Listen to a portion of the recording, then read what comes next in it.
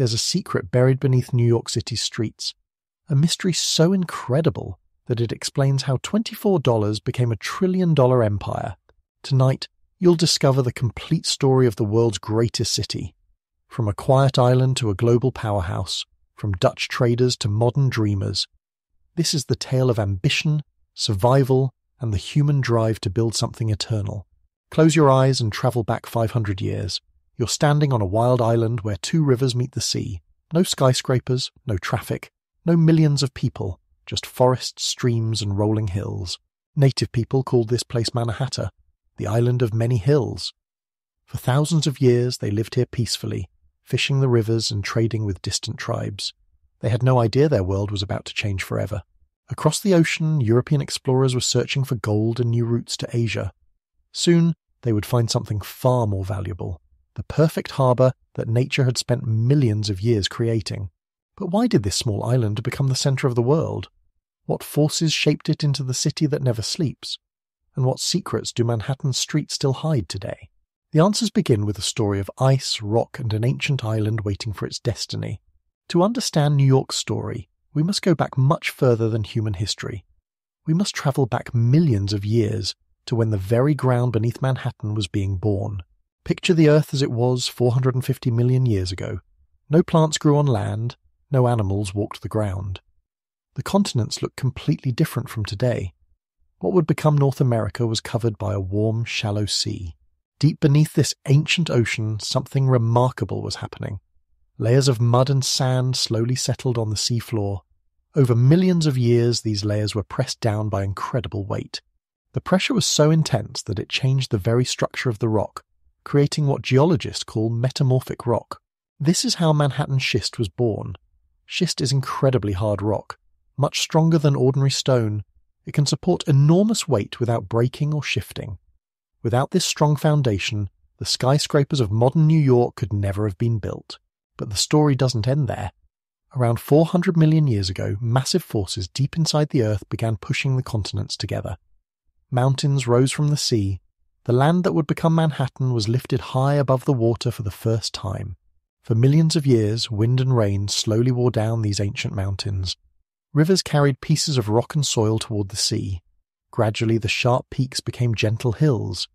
This process, called erosion, shaped the basic landscape of what would become New York. Then came the Ice Age. Starting about 2 million years ago, the Earth's climate grew much colder. Snow fell year after year without melting completely. Over thousands of years, this snow compressed into massive sheets of ice called glaciers. These glaciers were not like the small ice patches we see in mountains today. They were enormous, sometimes over a mile thick. They covered most of what is now Canada and the northern United States. The weight of all this ice was so great that it actually pressed the land down like a heavy person sitting on a soft mattress. The glaciers moved very slowly, only a few inches each year. But they were incredibly powerful. As they crept southward, they scraped away soil and loose rock. They carved valleys and smoothed hills. They pushed enormous boulders hundreds of miles from where they started. About 20,000 years ago, the last great glacier reached its furthest point south. It covered all of what would become New York City. Manhattan Island was buried under thousands of feet of ice. The glacier sat there for thousands of years, slowly reshaping the landscape. Then, around 15,000 years ago, the climate began to warm. The great ice sheet started to melt. As it melted, something wonderful happened. The glacier left behind the perfect ingredients for a great city. First, the melting ice created rivers. The Hudson River was carved by water flowing beneath the glacier. The East River Channel was also shaped by glacial melt. These waterways would later become highways for trade and transportation. Second, the glacier left behind rich soil. As the ice melted, it dropped all the rock and dirt it had been carrying.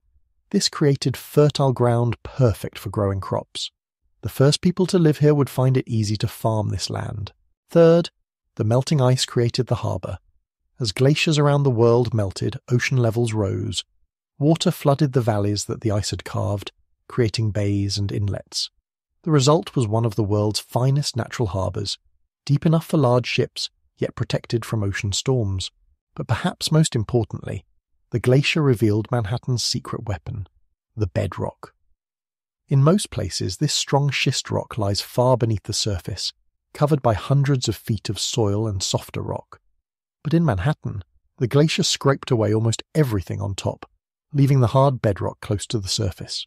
This is why Manhattan's skyscrapers are concentrated in two areas, Lower Manhattan and Midtown. In these places, the bedrock is only a few feet below street level. Builders can easily reach down to this solid foundation. In between these areas, the bedrock dips deeper underground, making it much more expensive to build tall buildings. The glacier also left behind Central Park. The rocky outcrops you see there today are pieces of the original bedrock, polished smooth by the moving ice. When city planners decided to create a park in the 1850s, they chose this area partly because the exposed rock made it difficult to build on. As the Ice Age ended, plants and animals returned to the newly shaped land. Forests grew on the hills, fish filled the rivers and harbour, birds nested in the trees. The stage was set for the next chapter in this remarkable story. But it would be thousands of years before humans arrived to appreciate what nature had created. When they finally came, they would find an island perfectly designed by millions of years of geological forces, an island ready to become the greatest city on Earth. The land was waiting. Soon the first people would discover its secrets. The first footsteps on Manhattan Island belong to people whose names have been largely forgotten by history. But their story is where New York's human adventure truly begins. Around 11,000 years ago, as the last ice age was ending, the first Native Americans arrived in what would become the New York area. These early people were hunters and gatherers who followed herds of large animals like mastodons and giant bison. They lived in small groups, moving from place to place as the seasons changed. Over thousands of years, these early inhabitants developed into distinct tribes with their own languages, customs, and territories. By the time Europeans arrived, the people living on Manhattan Island called themselves the Lenape. The name means original people, or genuine people. The Lenape were far from the simple hunters that European colonists later described. They had created a sophisticated society perfectly adapted to life in the region. They understood the land, the water, and the seasons in ways that would take Europeans generations to learn. Manhattan Island, which the Lenape called Mannahatta, was not their only home. They controlled a vast territory that stretched from the Hudson River to the Delaware River and from the Atlantic Ocean to the Catskill Mountains. This area included parts of what are now New York, New Jersey, Pennsylvania, and Delaware. The Lenape were organized into three main groups, each with its own territory and dialect. The group that lived on Manhattan Island and the surrounding area called themselves the Munsee.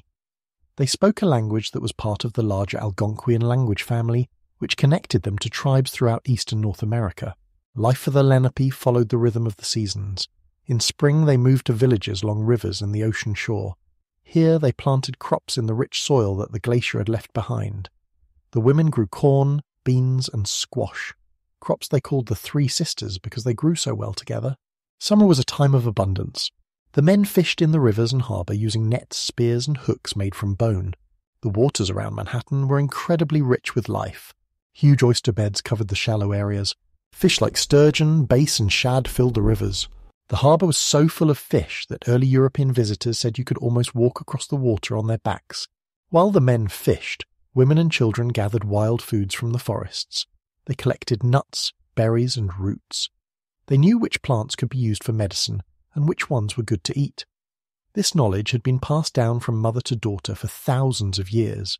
The Lenape also hunted, but not in the way many people imagine. They didn't just chase animals through the forest with bows and arrows.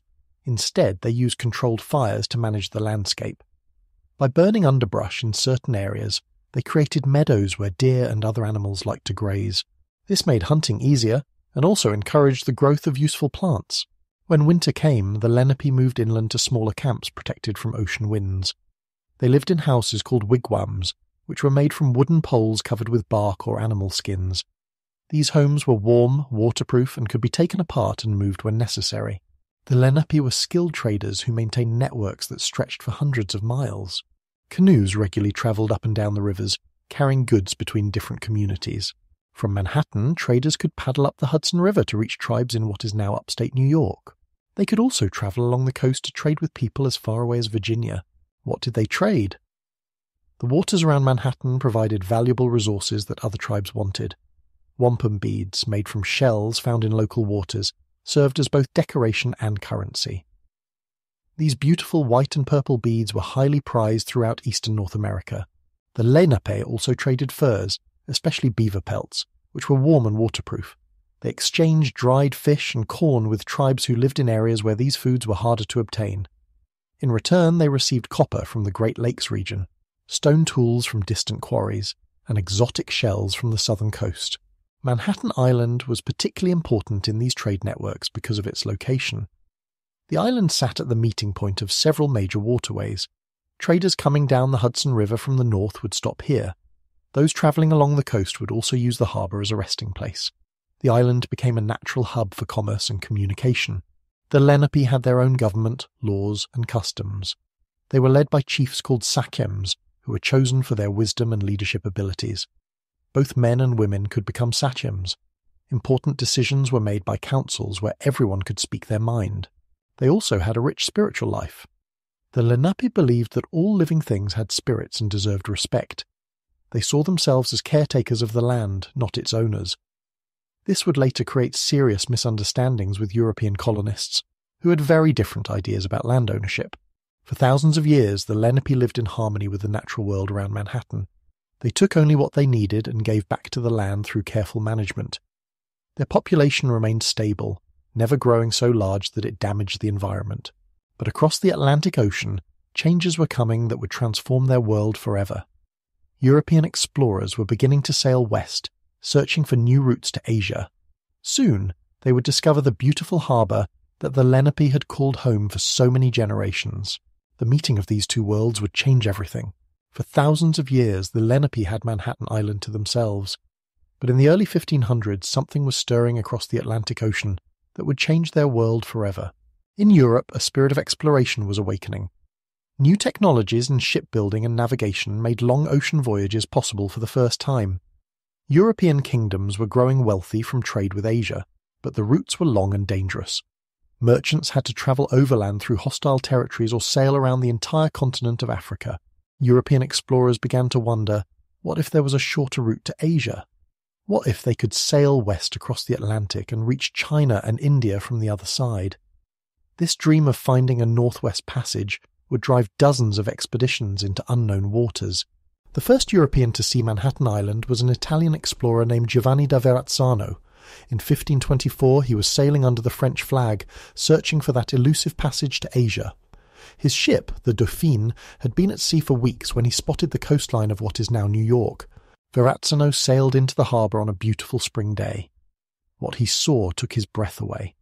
The harbour was enormous, protected by natural barriers and surrounded by green hills covered with trees. The water was so clear he could see fish swimming near the bottom. In his ship's log, Verrazzano wrote about this very beautiful lake. He described the land as pleasant and delightful as I can possibly express. The trees were so tall and thick that he said they could provide timber for any number of ships. Freshwater streams flowed down from the hills into the harbour, but what impressed Verrazzano most were the people. As his ship entered the harbour, dozens of Lenape canoes paddled out to meet him. The native people showed no fear of these strange visitors from across the ocean. Instead, they seemed curious and welcoming.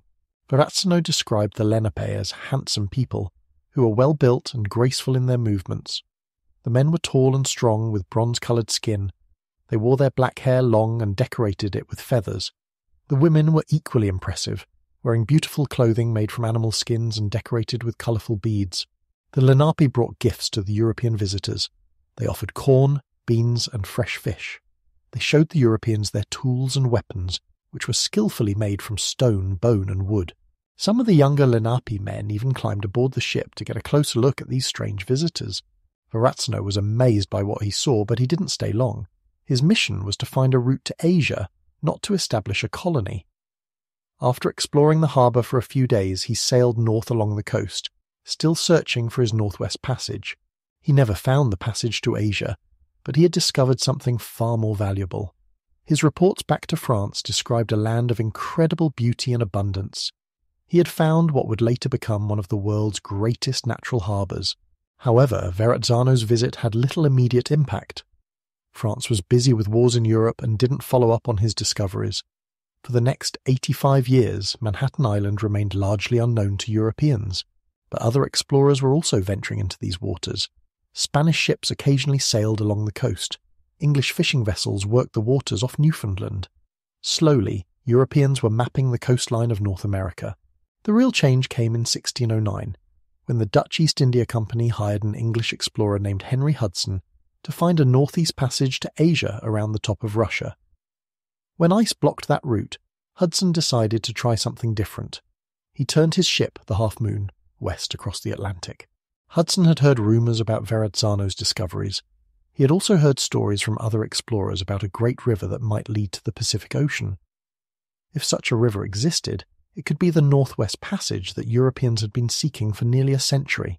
In September 1609, Hudson sailed into the same harbour that Verrazzano had visited 85 years earlier. Like the Italian explorer before him, Hudson was struck by the beauty of the place. The harbour was enormous and perfectly protected. The surrounding land was covered with forests that seemed to stretch forever, but Hudson was more interested in the large river that flowed into the harbour from the north. Could this be the passage to Asia? There was only one way to find out. Hudson sailed his ship up the river, which would later bear his name. For several days, Hudson explored the river, sailing as far north as what is now Albany. Along the way, he traded with various Lenape and Mohawk communities.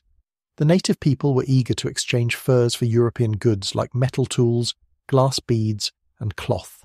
Hudson never found his passage to Asia, but he discovered something that would prove even more valuable: a river system that provided access deep into the North American continent. This river would become a highway for trade and exploration. When Hudson returned to Europe, his reports created excitement among Dutch merchants.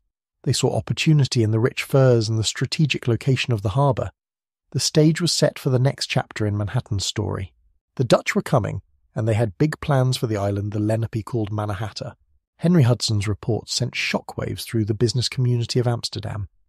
Dutch merchants were already the most successful traders in Europe, and they recognized opportunity when they saw it.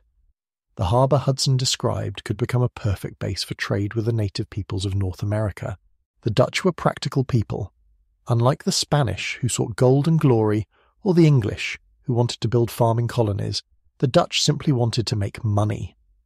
They saw North America as a giant trading post, and Manhattan Island as the ideal location for their headquarters.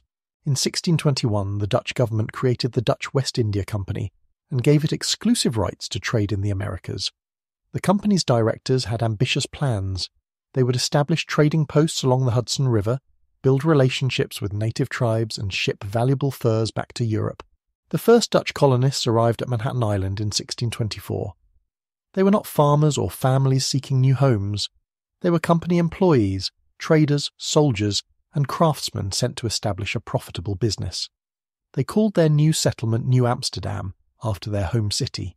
The early years were difficult. The colonists had to build everything from scratch. They constructed a fort at the southern tip of Manhattan Island, where they could defend themselves and store their goods. They built houses, workshops, and warehouses. They dug wells for fresh water and cleared land for small gardens. The Dutch quickly realized they needed to establish clear legal ownership of the land. European law required that land be purchased even from native peoples. The Lenape had a very different understanding of land ownership. They believed land belonged to everyone, like air and water, but they were willing to accept gifts in exchange for allowing the Dutch to use certain areas. This cultural misunderstanding led to one of history's most famous real estate deals. In 1626, Peter Minuit, the director of New Amsterdam, met with local Lenape leaders to negotiate the purchase of Manhattan Island. The meeting took place on a warm spring day at the southern tip of the island. Minuit spread out blankets and displayed the goods he was offering: metal knives and axes, woolen cloth, glass beads, and other European manufactured items. To the Dutch, these goods were worth about 60 guilders, roughly $24 in today's money. To the Lenape, however, these items were incredibly valuable. Metal tools were much better than stone ones. Woolen cloth was warmer than animal skins. Glass beads were beautiful and could be used in trade with other tribes. From their perspective, they were receiving a fortune in exchange for allowing the Dutch to share the island. The Lenape leaders agreed to the deal, probably thinking they were simply extending their traditional hospitality to these strange visitors. They had no idea they were signing away their homeland forever. In their culture, land could not be owned by individuals. The concept of exclusive ownership was completely foreign to them. Minuit was delighted with the purchase. For a tiny amount of money, he had secured legal ownership of one of the world's finest harbours. he immediately sent word back to Amsterdam that the deal was complete. The Dutch West India Company now owned Manhattan Island, but ownership and control were two different things. The Dutch colonists were vastly outnumbered by the native population. Success would depend on maintaining good relationships with the Lenape and other local tribes. At first, these relationships were generally peaceful. The Dutch were more interested in trade than in taking land for farming. They needed the native peoples as partners in the fur trade. Lenape hunters would trap beavers and other animals, then bring the pelts to New Amsterdam to exchange for European goods. The fur trade was incredibly profitable. In Europe, beaver hats were the height of fashion. A single beaver pelt that cost a few cents worth of trade goods in New Amsterdam could be sold in Amsterdam for many times that amount. The profits were so high that they more than paid for the entire colonial operation. New Amsterdam began to grow. More colonists arrived from the Netherlands, but the Dutch West India Company also recruited settlers from other parts of Europe. Germans, Scandinavians, and French Protestants all came seeking opportunity in the New World. The colony was remarkably diverse for its time. By 1640, 18 different languages were spoken in New Amsterdam. The Dutch government practiced religious tolerance, welcoming people of different faiths as long as they contributed to the colony's prosperity. The settlement developed its own character, different from both the Netherlands and other European colonies in America. The colonists built houses in the Dutch style, with steep roofs and large windows. They dug canals for drainage and transportation. They established markets where traders could buy and sell goods. At the heart of the settlement was Fort Amsterdam, a star-shaped fortress that protected the harbour and served as the seat of government. Inside the fort were the governor's house, a church, and barracks for soldiers. The fort's cannons could control access to the harbour, making New Amsterdam nearly impossible to attack from the sea, but the colony faced constant challenges. Relations with native tribes sometimes turned violent. Other European powers, especially the English, looked enviously at the Dutch success, and the colonists themselves often quarrelled with their governors and with each other.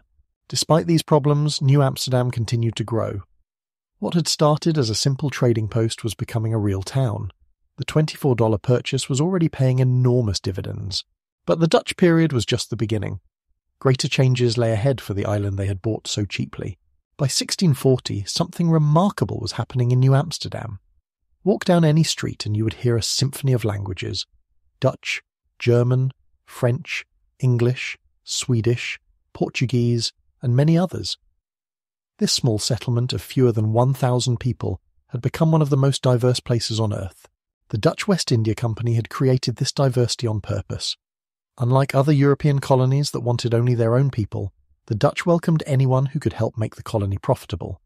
They needed farmers, craftsmen, traders, and labourers. They didn't care where these people came from or what language they spoke at home. The company actively recruited settlers from across Europe. They offered free passage to America, free land, and religious freedom. These were incredible opportunities for people living in war-torn Europe, where religious conflicts had been raging for decades. German families fled the devastating 30 Years' War that had destroyed much of their homeland. French Huguenots escaped religious persecution by Catholic authorities. Scandinavian farmers sought better land than they could find in their rocky northern countries. Jewish families banned from many European cities found welcome in tolerant New Amsterdam. Each group brought their own skills and traditions. German craftsmen were famous for their metalwork and woodworking. French settlers introduced new farming techniques and winemaking. Scandinavians were expert shipbuilders and sailors. Jewish merchants had trading connections that stretched across the Atlantic. The result was a community unlike anything that existed elsewhere in the Americas. In most other colonies, everyone was expected to speak the same language, follow the same religion, and live according to the same customs. But New Amsterdam celebrated its differences. The colony's most famous street perfectly captured this diversity. The Heergracht, or Gentleman's Canal, was lined with houses built in different European styles. A Dutch merchant's brick home with its stepped gable roof stood next to a German craftsman's half-timbered house. Across the street might be a French family's stone cottage with its steep-pitched roof. Religious diversity was equally striking. The Dutch Reformed Church was the official religion, but other faiths were tolerated.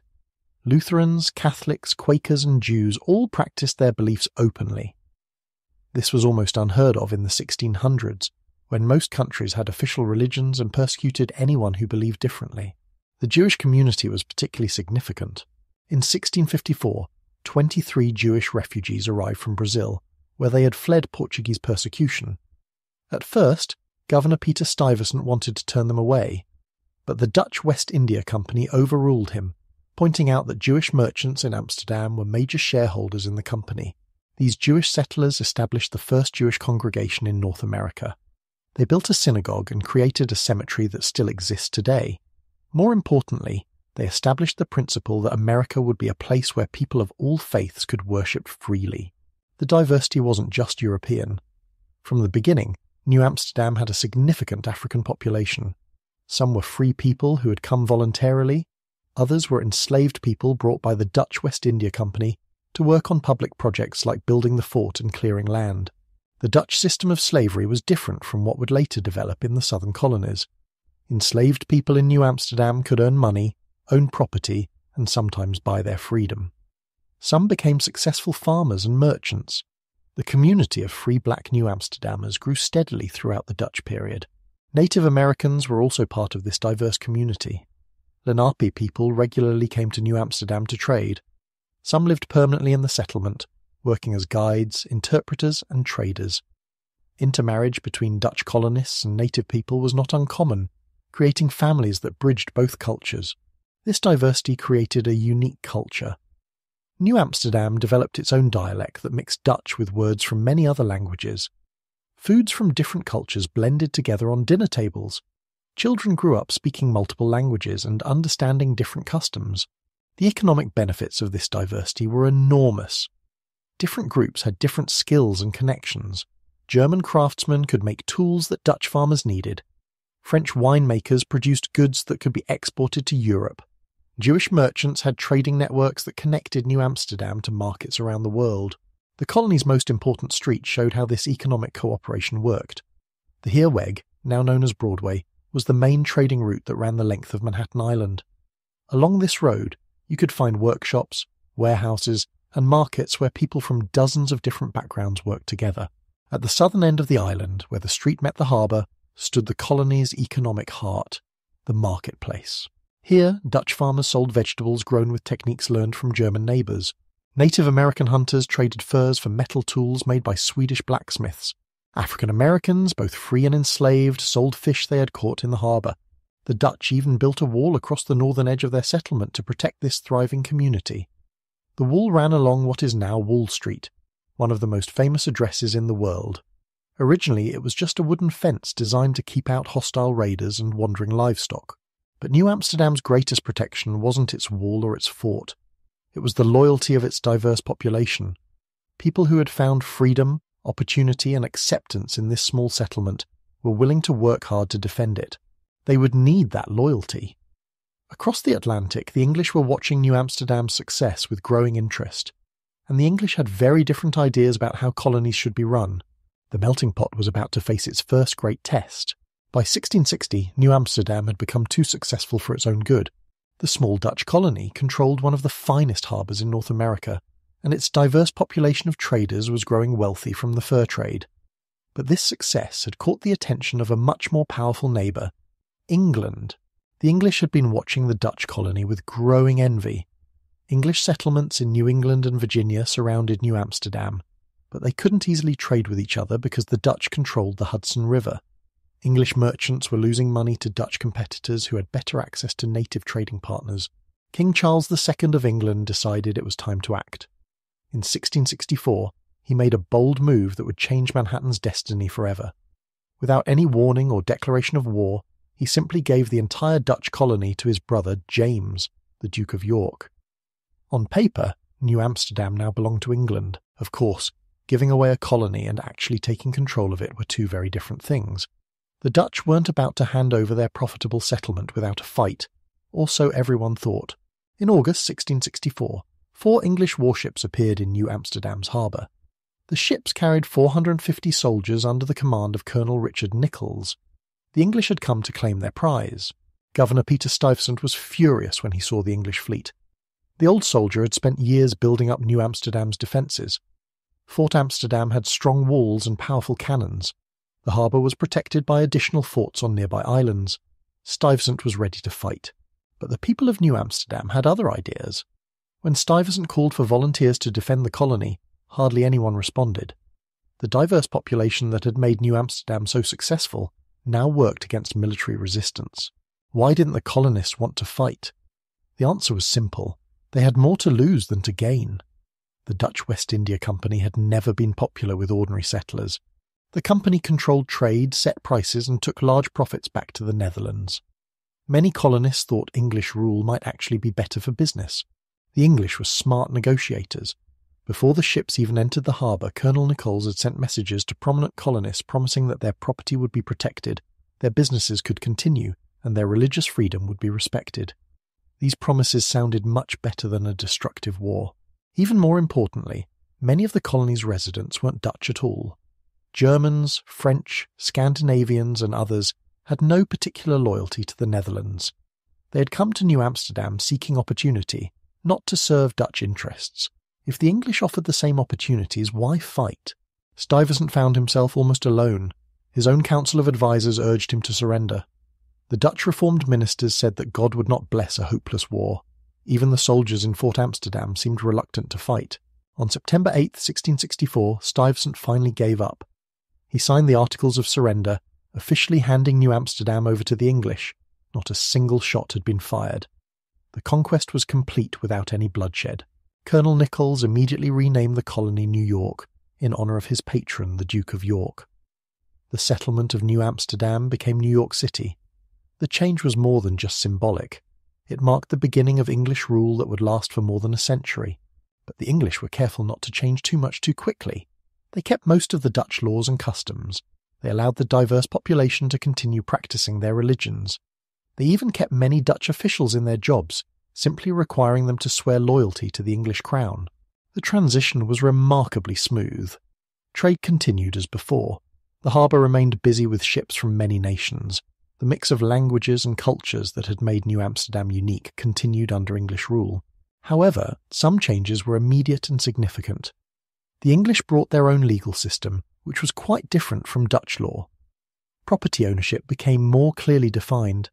English became the official language of government, though people continued to speak Dutch, German, and other languages in their daily lives. The English also brought their own ideas about social hierarchy. Dutch society had been relatively egalitarian. Successful merchants could rise in status regardless of their background. English society was more rigid, with clear distinctions between nobles, gentlemen, and common people.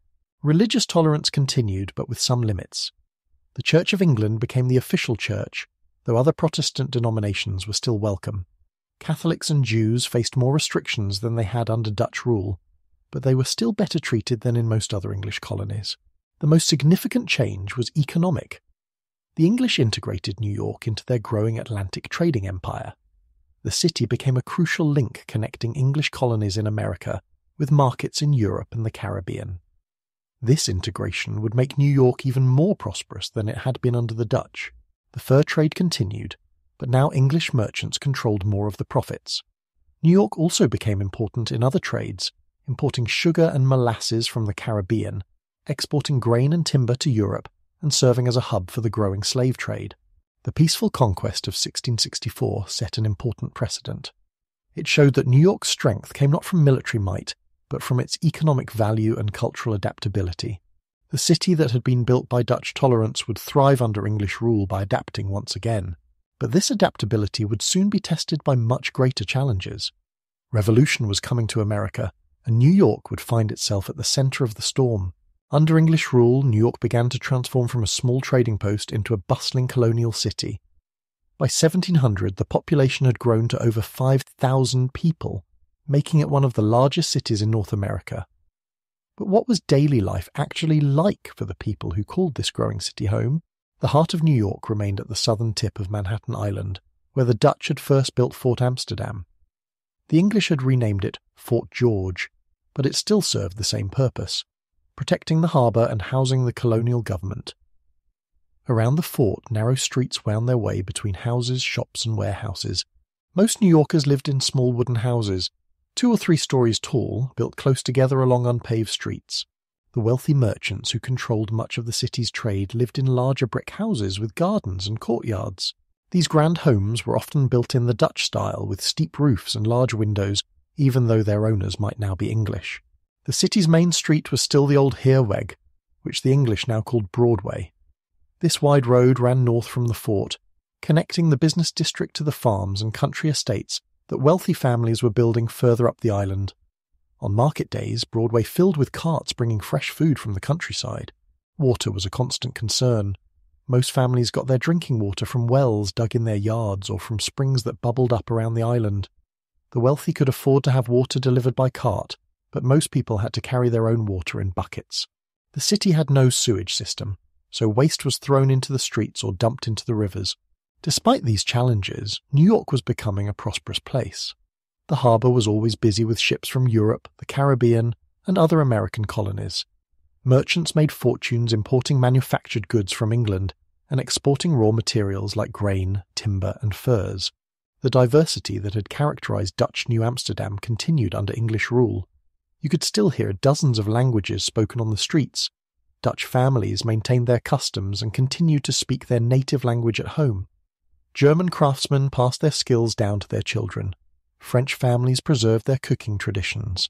This diversity created a unique colonial culture. New York food, for example, was unlike anything found in other English colonies. Dutch families introduced dishes like cookies, coleslaw, and donuts. German immigrants brought sauerkraut and sausages. African cooks, both enslaved and free, contributed techniques and ingredients that would become part of the city's culinary identity. Religion remained diverse as well. The Church of England was officially established, but other Protestant churches thrived. Dutch Reformed congregations continued to hold services in Dutch. Lutheran and Presbyterian churches served German and Scottish immigrants. The Jewish congregation that had been established during the Dutch period continued to grow. Education was mostly private and informal.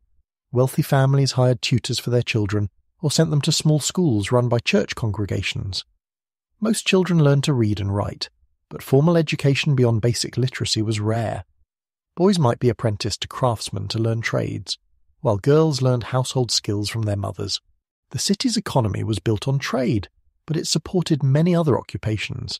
Shipbuilders constructed vessels in yards along the East River. Blacksmiths, carpenters, and other craftsmen produced goods for local use and export. Tavern keepers provided food, drink, and lodging for travellers. Doctors, lawyers, and teachers served the growing population. Slavery was an unfortunate but significant part of colonial New York's economy. By 1700, nearly 1 in 5 New Yorkers was enslaved. Most enslaved people worked as household servants, craftsmen, or labourers on the docks. Some were skilled artisans who competed with free workers. The presence of so many enslaved people created tensions that would periodically erupt into violence. Entertainment was simple but important in colonial life. Taverns served as social centres where men gathered to drink, discuss business, and hear news from other colonies and Europe. Wealthy families held elaborate dinner parties and dances. Religious festivals and market days brought the whole community together. The changing seasons shaped the rhythm of city life. Spring brought ships returning from winter voyages and news from Europe. Summer was the busiest trading season, with the harbour full of vessels loading and unloading cargo.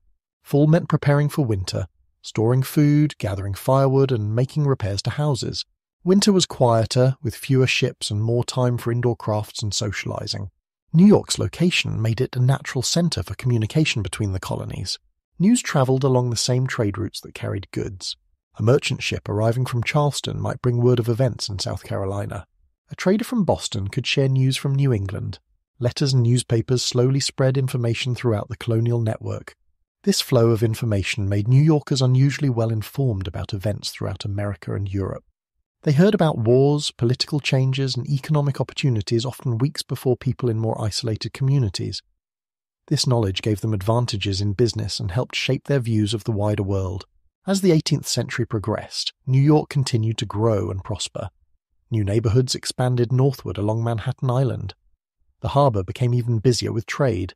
The population became more diverse as new waves of immigrants arrived seeking opportunity. But this prosperity was built on an increasingly unstable foundation. Tensions were growing between the American colonies and the British government. New tax policies and trade restrictions were causing resentment among merchants and ordinary citizens alike.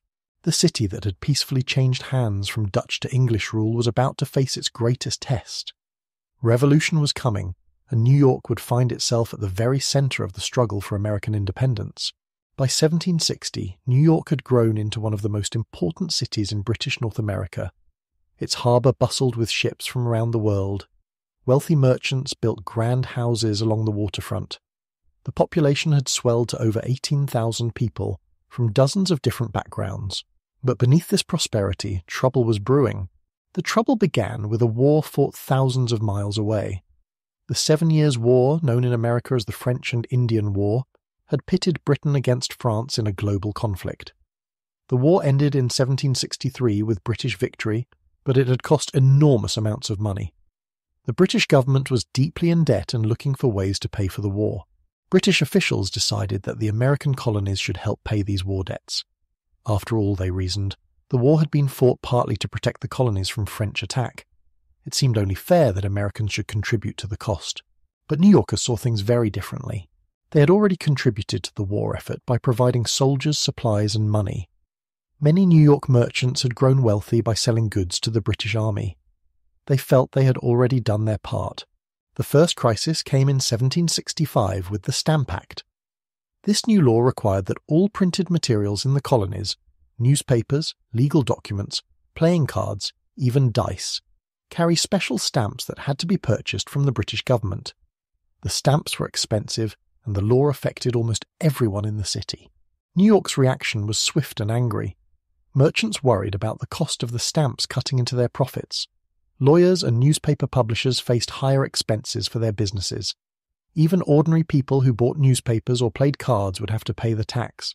The anger went deeper than money, though. Many New Yorkers believed the Stamp Act violated their rights as British subjects.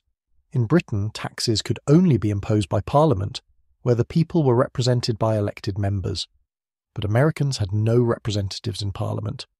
No taxation without representation became the rallying cry.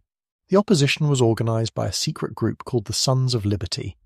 These men, led by figures like Isaac Sears and Alexander MacDougall, planned protests and coordinated resistance to British policies. They weren't violent revolutionaries. Most were respectable merchants and craftsmen. But they were determined to defend what they saw as their rights. The Sons of Liberty organised New York's first major political protest. On October 31st, 1765, hundreds of people gathered at the Bowling Green, a small park near Fort George. They carried effigies, lifelike dolls, representing British officials. The crowd marched through the streets shouting slogans and singing songs against the Stamp Act. The protest ended at the gallows on the Common, now City Hall Park. There, the crowd hanged and burned the effigies while cheering wildly. No one was hurt, but the message was clear. New Yorkers would not accept the Stamp Act without a fight. The protest worked. British officials found it impossible to enforce the Stamp Act in New York. No one would buy the stamps. Merchants refused to use them. Even the stamp distributor resigned his job rather than face the angry crowds. More importantly, New York merchants organised a boycott of British goods. If Britain wanted to tax American trade, Americans would simply stop trading. Ships sat empty in the harbour, warehouses filled with unsold British products. The economic pressure was enormous. The British government backed down and repealed the Stamp Act in 1766. New Yorkers celebrated with bonfires, parades and toasts to King George III. Many people hoped the crisis was over. They were wrong. The British government soon tried new taxes. The Townshend Acts of 1767 placed duties on tea, glass, paper and other goods imported to America. Once again, New Yorkers organised protests and boycotts. Once again, the Sons of Liberty coordinated resistance. This time, the conflict lasted longer and grew more bitter. British officials sent more troops to New York to enforce the laws. The presence of soldiers in the city created new tensions. Fights broke out between soldiers and civilians. The atmosphere grew increasingly hostile. The situation exploded on January 19, 1770, in what became known as the Battle of Golden Hill. British soldiers had been cutting down liberty poles, tall wooden poles that patriots erected as symbols of their resistance. When soldiers tried to cut down another pole near the Common, a crowd of New Yorkers confronted them. The confrontation quickly turned violent. Soldiers and civilians fought with fists, clubs and swords. Several people were wounded before the fighting ended. No one was killed, but the Battle of Golden Hill showed how close New York was to open rebellion. The crisis deepened with each new British policy. The Tea Act of 1773 gave the British East India Company a monopoly on tea sales in America. New York merchants who had been importing tea found themselves cut out of the profitable trade. When ships carrying East India Company tea arrived in New York Harbor, the Sons of Liberty were ready. They organized protests that prevented the tea from being unloaded. Some ships were turned away entirely. Others had their cargo dumped into the harbor, following the example set by the Boston Tea Party. By 1794, the relationship between New York and Britain had deteriorated beyond repair. The British Parliament passed the Coercive Acts, which New Yorkers called the Intolerable Acts. These laws were meant to punish Massachusetts for the Boston Tea Party, but they convinced many Americans that British rule had become tyrannical. New York sent delegates to the First Continental Congress in Philadelphia, where representatives from all the colonies gathered to coordinate their response to British policies. The age of protest was ending. The age of revolution was about to begin. In the taverns and coffee houses of New York, people debated what would come next. Some still hoped for reconciliation with Britain. Others believed that only independence could secure American rights. All agreed that momentous changes lay ahead. The city that had grown prosperous under British rule was preparing to fight for its freedom. The summer of 1776 brought war to New York's doorstep. After the battles at Lexington and Concord, after the Declaration of Independence was signed in Philadelphia, the British Empire struck back with overwhelming force. They chose New York as their target, and for good reason. New York's harbour was the key to controlling America. Whoever held the city could cut off trade between the northern and southern colonies. They could control the Hudson River, which provided access deep into the continent. They could use the harbour as a base for naval operations along the entire coast. General George Washington understood this perfectly. In April 1796, he moved his Continental Army from Boston to New York, determined to defend the city at all costs. Washington had about 19,000 soldiers, but most were inexperienced militia who had never fought in a major battle. The British response was massive. Throughout the summer, ships arrived in New York Harbor carrying the largest military force ever assembled in North America. By August, over 400 ships crowded the waters around Staten Island. They carried 32,000 British and German soldiers, along with thousands of sailors and tons of supplies. The sight was terrifying for New Yorkers who supported the revolution. From the rooftops of Manhattan, they could see the forest of masts stretching to the horizon. British warships, some carrying over 70 cannons, anchored within range of the city. The message was clear. Britain intended to crush the rebellion with overwhelming force. Washington faced an impossible situation. His army was outnumbered and outgunned. His soldiers were scattered across multiple positions, some on Manhattan Island, others on Brooklyn Heights across the East River, still others on various islands in the harbour. The British could attack anywhere they chose. The British commander, General William Howe, was a skilled professional soldier. He had fought in many European wars and understood how to use his advantages. Rather than attack Manhattan directly, where the Americans expected him, Howe decided to land his army on Long Island and attack Brooklyn Heights from behind. On August 27, 1776, British ships began ferrying soldiers across the Narrows to Long Island. The landing was unopposed. Washington had too few men to defend every possible landing site. Within days, over 20,000 British and German troops were ashore and marching toward the American positions. The Battle of Long Island began before dawn on August 27th. British forces attacked the American lines from 3 directions at once. The Americans fought bravely, but they were completely outmaneuvered. By afternoon, the British had broken through the American defences and were advancing toward Brooklyn Heights. The American army was trapped. British forces controlled the land routes back to Manhattan. British warships controlled the East River. Washington's entire army, the only organised force fighting for American independence, was in danger of being captured or destroyed. What happened next became one of the most famous retreats in military history. On the night of August 29th, Washington made a desperate decision. Under cover of darkness and fog, he would evacuate his entire army across the East River to Manhattan. The evacuation was a miracle of organisation and luck. New York's fishermen and sailors, many of whom supported the revolution, provided boats and expertise. They ferried soldiers across the treacherous waters all night long, making trip after trip in small boats and barges. The fog was so thick that British sentries couldn't see what was happening just a few hundred yards away. When dawn broke on August 30th, the British discovered that the entire American army had vanished. Not a single soldier had been left behind. But Washington's problems were far from over. The British quickly realized what had happened and began planning their next move. On September 15th, British forces landed on Manhattan Island itself, at Kipps Bay on the east side. The American militia defending the landing site panicked and fled. Washington himself rode to the scene and tried to rally his men, but it was too late. The British poured ashore and began advancing across the island. Once again, Washington was forced to retreat. He moved his army north to Harlem Heights, where they could make another stand. But the situation was becoming hopeless. The British controlled New York Harbor and most of Manhattan Island. They had more soldiers, better equipment, and complete naval superiority. The final blow came in November. British forces landed in Westchester County north of Manhattan, threatening to surround Washington's army once again. Washington had no choice but to abandon New York entirely. The retreat from New York was a disaster for the American cause. Washington lost most of his artillery, thousands of soldiers deserted, and the Continental Army nearly collapsed. The British had achieved their goal of capturing America's most important city. But the defeat also taught Washington valuable lessons. He learned that he couldn't fight the British in conventional battles where they could use their superior numbers and equipment.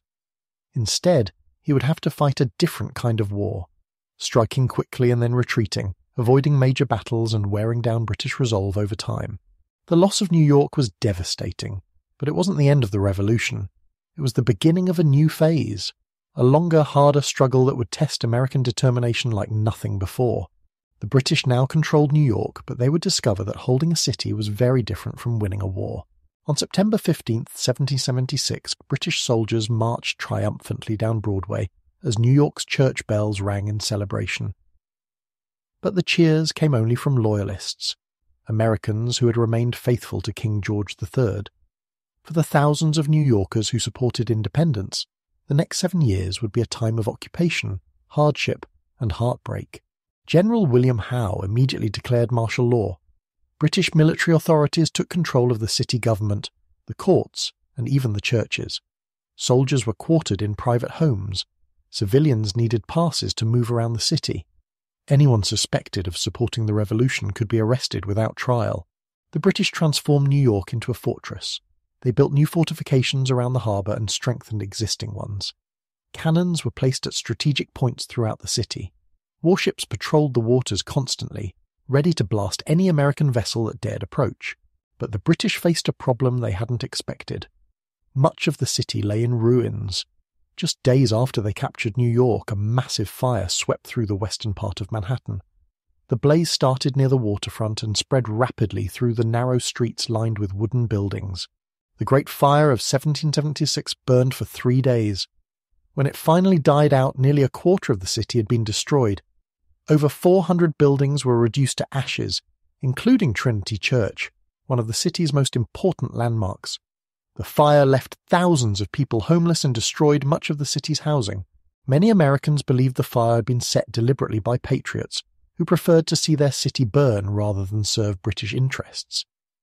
The British suspected the same thing and arrested several people as suspected arsonists. The truth was never proven, but the fire became a symbol of American resistance. The destruction made life difficult for everyone in occupied New York. Housing was scarce and expensive. Food was often in short supply because the British had to import most of their provisions from distant places. Prices rose constantly as merchants took advantage of the shortages. The British tried to win over the local population by promising protection and prosperity. They invited American loyalists from other colonies to move to New York, where they would be safe from patriot persecution. Thousands of loyalist families took up the offer, fleeing from places where supporting the king had become dangerous. These loyalist refugees changed the character of the city. Many were wealthy merchants, lawyers, and officials who had lost everything when they chose to remain faithful to Britain. They brought their families, their servants, and whatever possessions they could carry. Some became bitter enemies of their former neighbours who had chosen independence. The British also attracted a darker group of supporters, criminals and opportunists who saw the occupation as a chance for profit. Smugglers, black market dealers, and corrupt officials thrived in the chaotic atmosphere. The city developed a reputation for vice and lawlessness that it would carry for decades. Meanwhile, American prisoners of war suffered terribly in British custody. The most notorious prison was a series of old ships anchored in the harbour, known as the prison ships or hulks. Thousands of captured American soldiers and sailors were crammed into the dark, airless holds of these rotting vessels.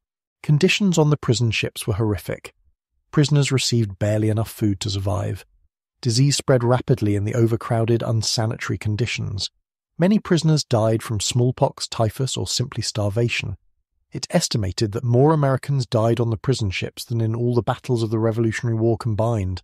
The most infamous of these floating prisons was the HMS Jersey, which New Yorkers called Hell Ship. Over 11,000 American prisoners died aboard the Jersey during the war. Their bodies were buried in shallow graves on the Brooklyn shore, where their bones would wash up for decades after the war ended. Despite the harsh conditions, life in occupied New York wasn't entirely grim. The British officers were often cultured gentlemen who brought European sophistication to the colonial city. They organised elaborate balls, theatre performances and concerts. For loyalist families, the occupation years could be quite pleasant. The British also maintained order and security within the city. Crime rates were relatively low because military patrols kept the streets safe. Trade continued, though under British control. Some New York merchants actually prospered by supplying the British Army and Navy. But outside the city, a different war was raging. American forces controlled most of the countryside around New York. They regularly attacked British supply convoys and raided loyalist settlements. The area between the British lines and American territory became known as No Man's Land, where neither side could maintain control. This guerrilla warfare made life increasingly difficult for the British. They controlled New York City, but they couldn't control the surrounding region. Food became scarce as American raiders disrupted supply lines. Firewood was so hard to obtain that people began tearing down abandoned buildings for fuel. The British also faced constant intelligence problems. Despite their control of the city, American spies operated throughout New York. The most famous was Nathan Hale, a young Continental Army officer who was caught gathering intelligence and executed by the British. His last words, "I only regret that I have but one life to lose for my country," became a rallying cry for American patriots. As the war dragged on, British confidence began to fade. They had expected to crush the rebellion quickly, but American resistance continued year after year. The costs of maintaining a large army and navy in America were enormous. Support for the war was declining in Britain itself. By 1781, it was clear that the British strategy had failed. They controlled New York, but they couldn't control America. The surrender at Yorktown that year effectively ended the war, though British forces remained in New York for 2 more years while peace negotiations continued. The long occupation was finally coming to an end, but its effects would shape New York for generations to come. November 25th, 1783, dawned cold and clear over New York Harbour. After 7 long years of British occupation, this day would finally bring freedom back to the city. The last British soldiers were preparing to board their ships and sail away forever. New Yorkers who had supported the revolution were about to reclaim their home. The evacuation had been planned for weeks. Under the terms of the Treaty of Paris, which officially ended the Revolutionary War, British forces had to withdraw from all American territory. New York was their last major stronghold, and leaving it meant acknowledging that American independence was real and permanent. General George Washington waited patiently in the Bronx with his Continental Army. He had promised not to enter the city until every British soldier was gone. It was a matter of honour and practical politics. Washington wanted to avoid any incidents that might restart the fighting. As the morning progressed, British ships in the harbour began weighing anchor. Red-coated soldiers marched down to the docks carrying their weapons and personal belongings. Many looked relieved to be leaving. The occupation had been difficult and expensive, and most soldiers were eager to return home to Britain. But not everyone was happy to see the British go. Thousands of American loyalists faced a terrible choice.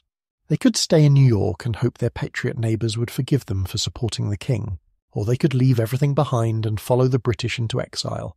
Most loyalists chose exile. They crowded onto the departing ships carrying whatever possessions they could manage. Wealthy merchants who had once owned grand houses now found themselves refugees with uncertain futures. Families were torn apart as some members chose to stay while others left forever. The most heartbreaking scenes involved the loyalists' enslaved people. Some enslaved individuals had been promised freedom by the British in exchange for military service. Others had simply escaped to British lines during the war. Now they faced the possibility of being returned to their former owners or sold back into slavery. General Guy Carleton, the British commander, made a controversial decision. He honoured British promises of freedom and allowed thousands of formerly enslaved people to board the evacuation ships. This angered many American slaveholders, including George Washington, but Carleton insisted it was a matter of British honour. As the last British ship disappeared over the horizon, Washington finally entered the city he had been forced to abandon 7 years earlier. The scene that greeted him was both triumphant and sobering. Crowds of patriots cheered and waved flags, but much of the city still lay in ruins from the Great Fire of 1776. The celebration that followed became known as Evacuation Day. Patriots who had fled the city during the occupation returned to reclaim their homes and businesses. Church bells rang throughout the day. Taverns offered free drinks to Continental soldiers. Bonfires lit up the night sky. But the joy was mixed with practical concerns. The city's economy was in shambles. Many buildings needed major repairs. The harbour, once busy with international trade, was nearly empty. Thousands of people needed jobs, housing, and basic necessities. Washington understood that winning the war was only the beginning. Now Americans had to prove they could govern themselves successfully. New York would play a crucial role in this experiment because it was about to become the capital of the new United States.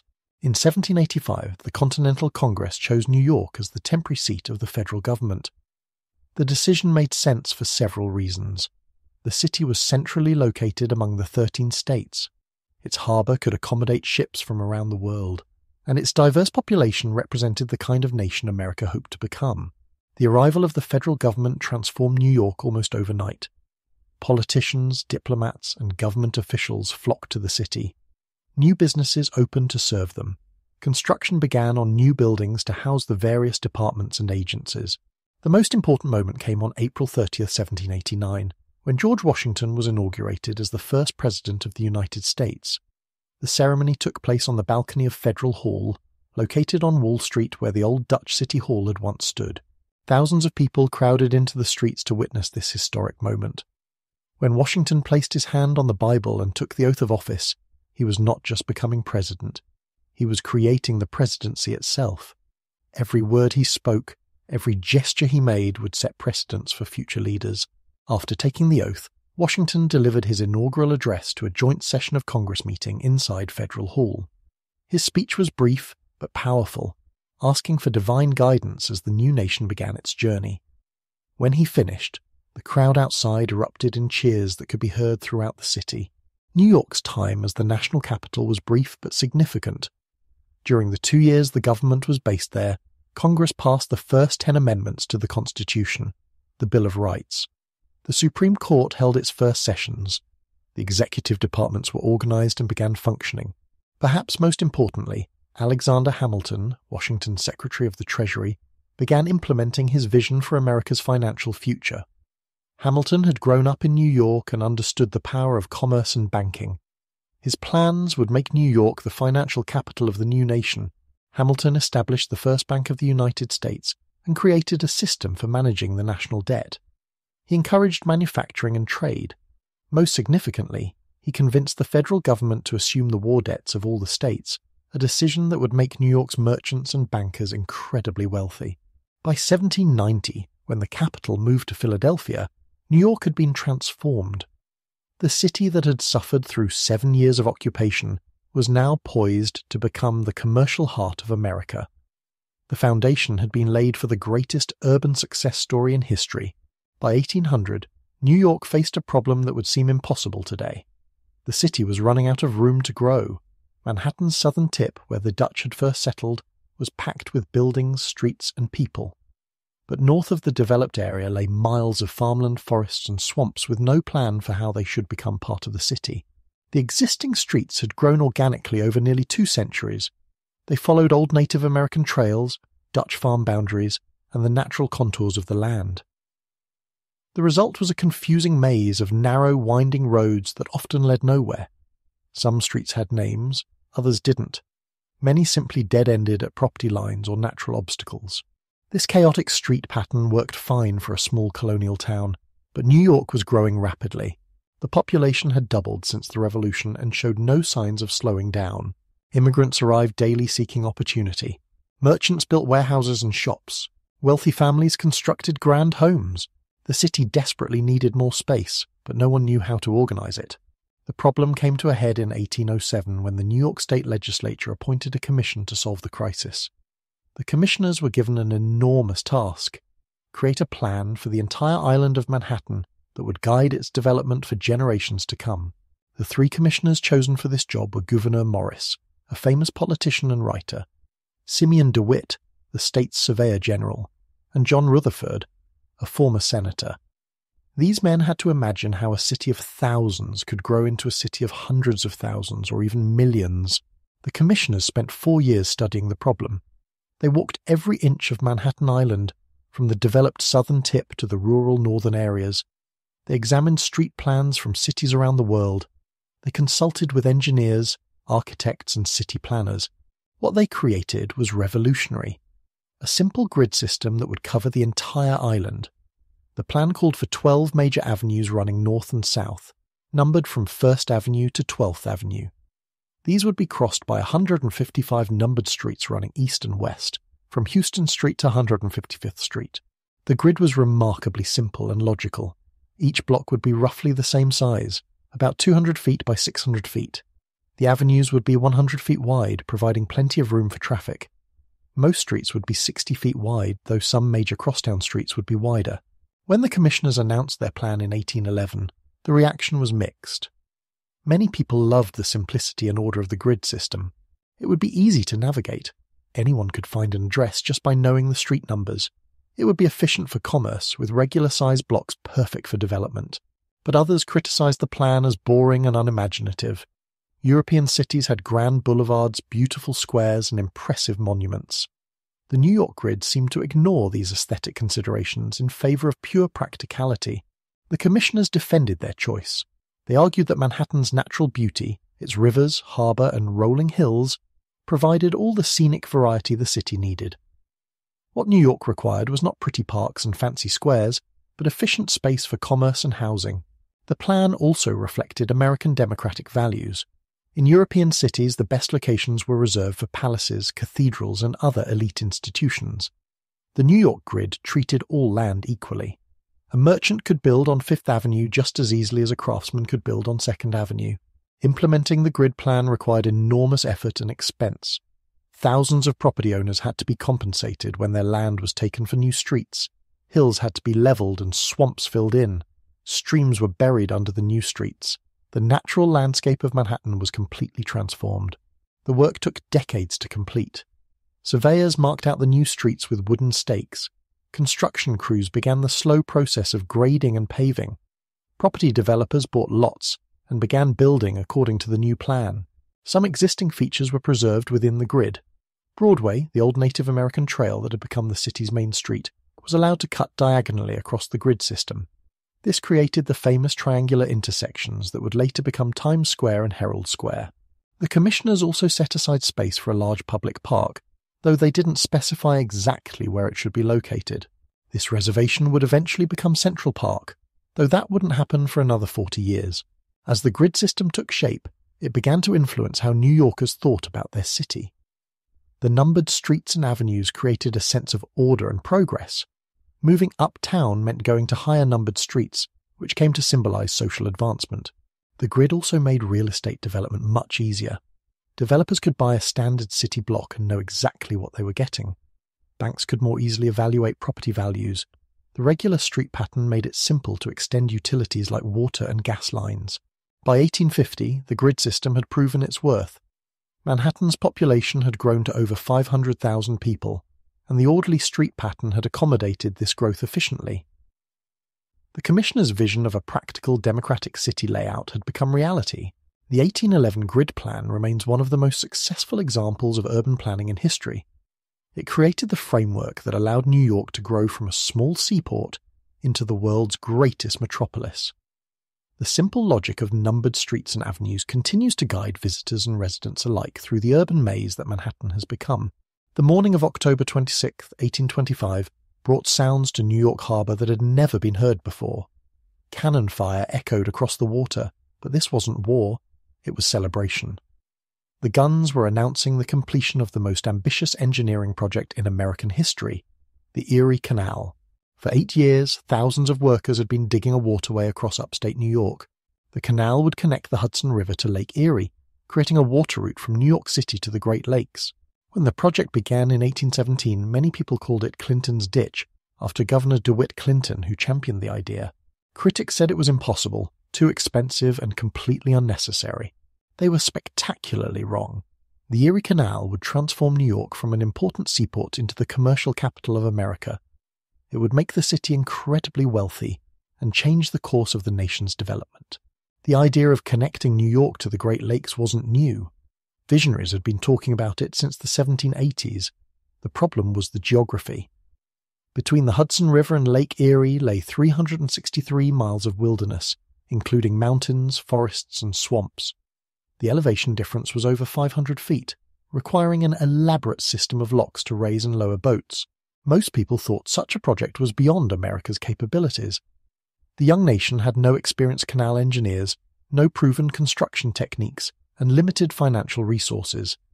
European experts who examined the proposal declared it impossible with existing technology. But Americans had something Europeans didn't fully appreciate: determination and ingenuity. When professional engineers said the canal couldn't be built, American inventors created new tools and techniques. When foreign experts demanded enormous fees, local men taught themselves engineering by trial and error. The construction began at Rome, New York in 1817. The first section was deliberately chosen to be relatively easy, flat ground with few obstacles. As workers gained experience, they tackled increasingly difficult terrain.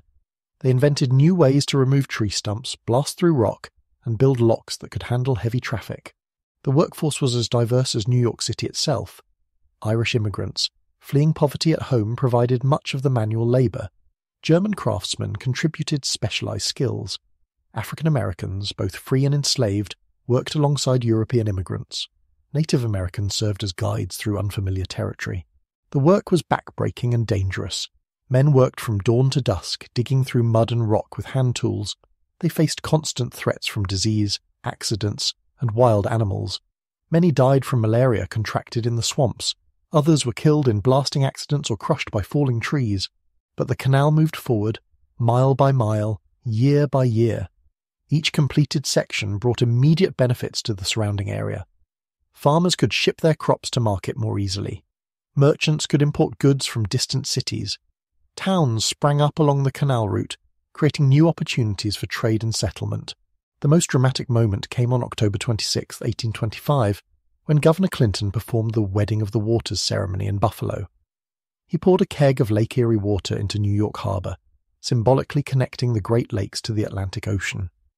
The Erie Canal was officially open for business. The impact on New York City was immediate and enormous. Before the canal, it cost $100 to ship a ton of goods from Buffalo to New York City by wagon. The canal reduced that cost to just $10. Suddenly, farmers in Ohio and Michigan could profitably ship grain to New York. Manufacturers in New York could sell their products throughout the Great Lakes region. The canal created a commercial empire with New York City at its center. Wheat from the Midwest flowed east through the canal to New York's mills and bakeries. Manufactured goods flowed west to supply the growing frontier settlements. The city's merchants became middlemen in this vast trade network, taking a profit on every transaction. New York's population exploded as people flocked to take advantage of the new opportunities. The city grew from 124,000 people in 1820 to over 200,000 by 1830. New neighborhoods sprouted up to house the arriving workers, merchants, and their families. The harbor became busier than ever before. Canal boats arrived daily, loaded with grain, lumber, and other products from the interior. Ocean-going ships carried these goods to markets around the world. The city's shipyards worked overtime building vessels to handle the increased traffic. Other cities tried to compete by building their own canals, but none could match the Erie Canal's success. Philadelphia built a canal system to Pittsburgh, but it was more expensive and less efficient. Baltimore and Boston also attempted canal projects, but New York had gained an insurmountable advantage. The canal's success had profound effects beyond commerce. It helped settle the American West by providing an easy route for migrants heading to new territories. It strengthened the economic ties between East and West, helping to hold the young nation together. It demonstrated that Americans could undertake massive engineering projects without European help. Most importantly for New York, the Erie Canal established the city's dominance in American commerce. The wealth generated by canal trade would finance the next phase of the city's growth, the age of immigration, industrialization, and urban expansion that would make New York the greatest city in the world. The ditch that critics had mocked had become the foundation of an empire. The success of the Erie Canal didn't just bring goods to New York, it brought people. Lots of people. By the 1830s, ships were arriving daily in New York Harbor carrying immigrants from across Europe. These weren't the wealthy merchants or skilled craftsmen who had come in colonial times. These were ordinary people fleeing poverty, persecution, and disaster in their homelands. The largest group came from Ireland. In the 1840s, a terrible disease destroyed Ireland's potato crops year after year. The potato was the main food for millions of poor Irish families. When the crops failed, people faced a simple choice: leave Ireland or starve to death. The Irish called it the Great Hunger, but history knows it as the Irish Potato Famine. Between 1845 and 1852, over 1 million Irish people died from starvation and disease.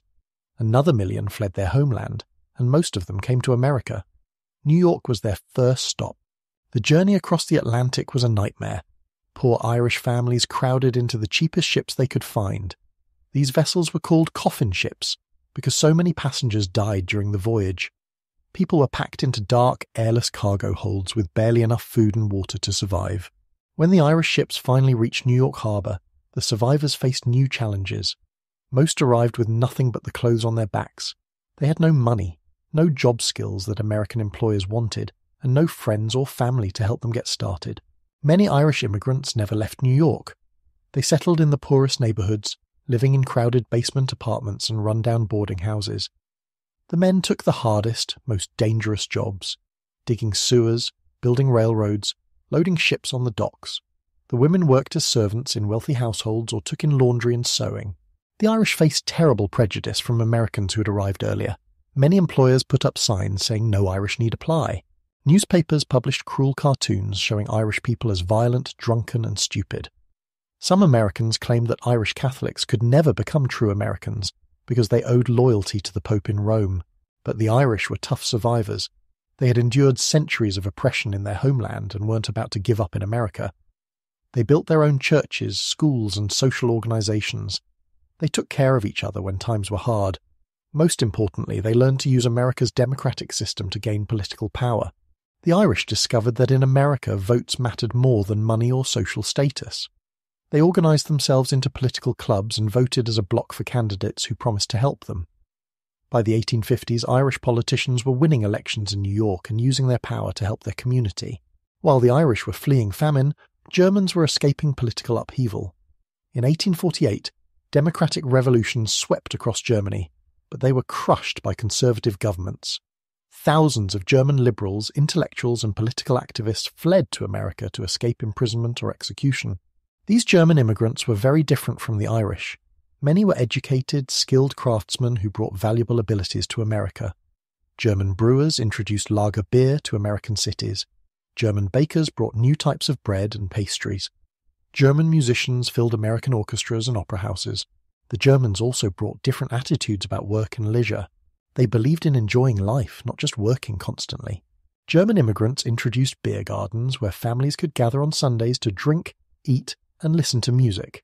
They organized singing societies, gymnastic clubs, and other social activities that seemed strange to more serious-minded Americans. Like the Irish, the Germans faced some prejudice, but it was usually less severe. Their Protestant religion was more acceptable to most Americans. Their reputation for hard work and thrift earned respect. Many German immigrants quickly established successful businesses and moved into middle-class neighborhoods. Both groups transformed New York's culture in lasting ways. Irish immigrants brought their love of storytelling, music, and celebration. St. Patrick's Day became a major New York holiday. Irish pubs became gathering places for working-class men. Irish police officers and firefighters became symbols of public service. German immigrants contributed their own traditions. Christmas trees, which Germans had brought from their homeland, became an American custom. German delicatessens introduced new foods like hamburgers and frankfurters. German breweries made beer a popular American drink. The immigrants also changed American politics. Both Irish and German voters supported the Democratic Party, which welcomed newcomers more than the rival Whig Party. This immigrant vote helped make New York a democratic stronghold for generations. But perhaps most importantly, these first great waves of immigration established a pattern that would define New York for the next century. The city became known as a place where anyone could start over, where hard work could lead to success, and where different cultures could coexist and enrich each other. The Irish and Germans were just the beginning. Soon, immigrants from Italy, Eastern Europe, China, and dozens of other countries would follow the same path to New York Harbor. Each group would face similar challenges and contribute their own gifts to the growing city. By 1860, over half of New York's population was foreign-born. The small Dutch trading post had become America's great melting pot, a place where the world came to reinvent itself. The city's greatest period of growth and transformation was just beginning.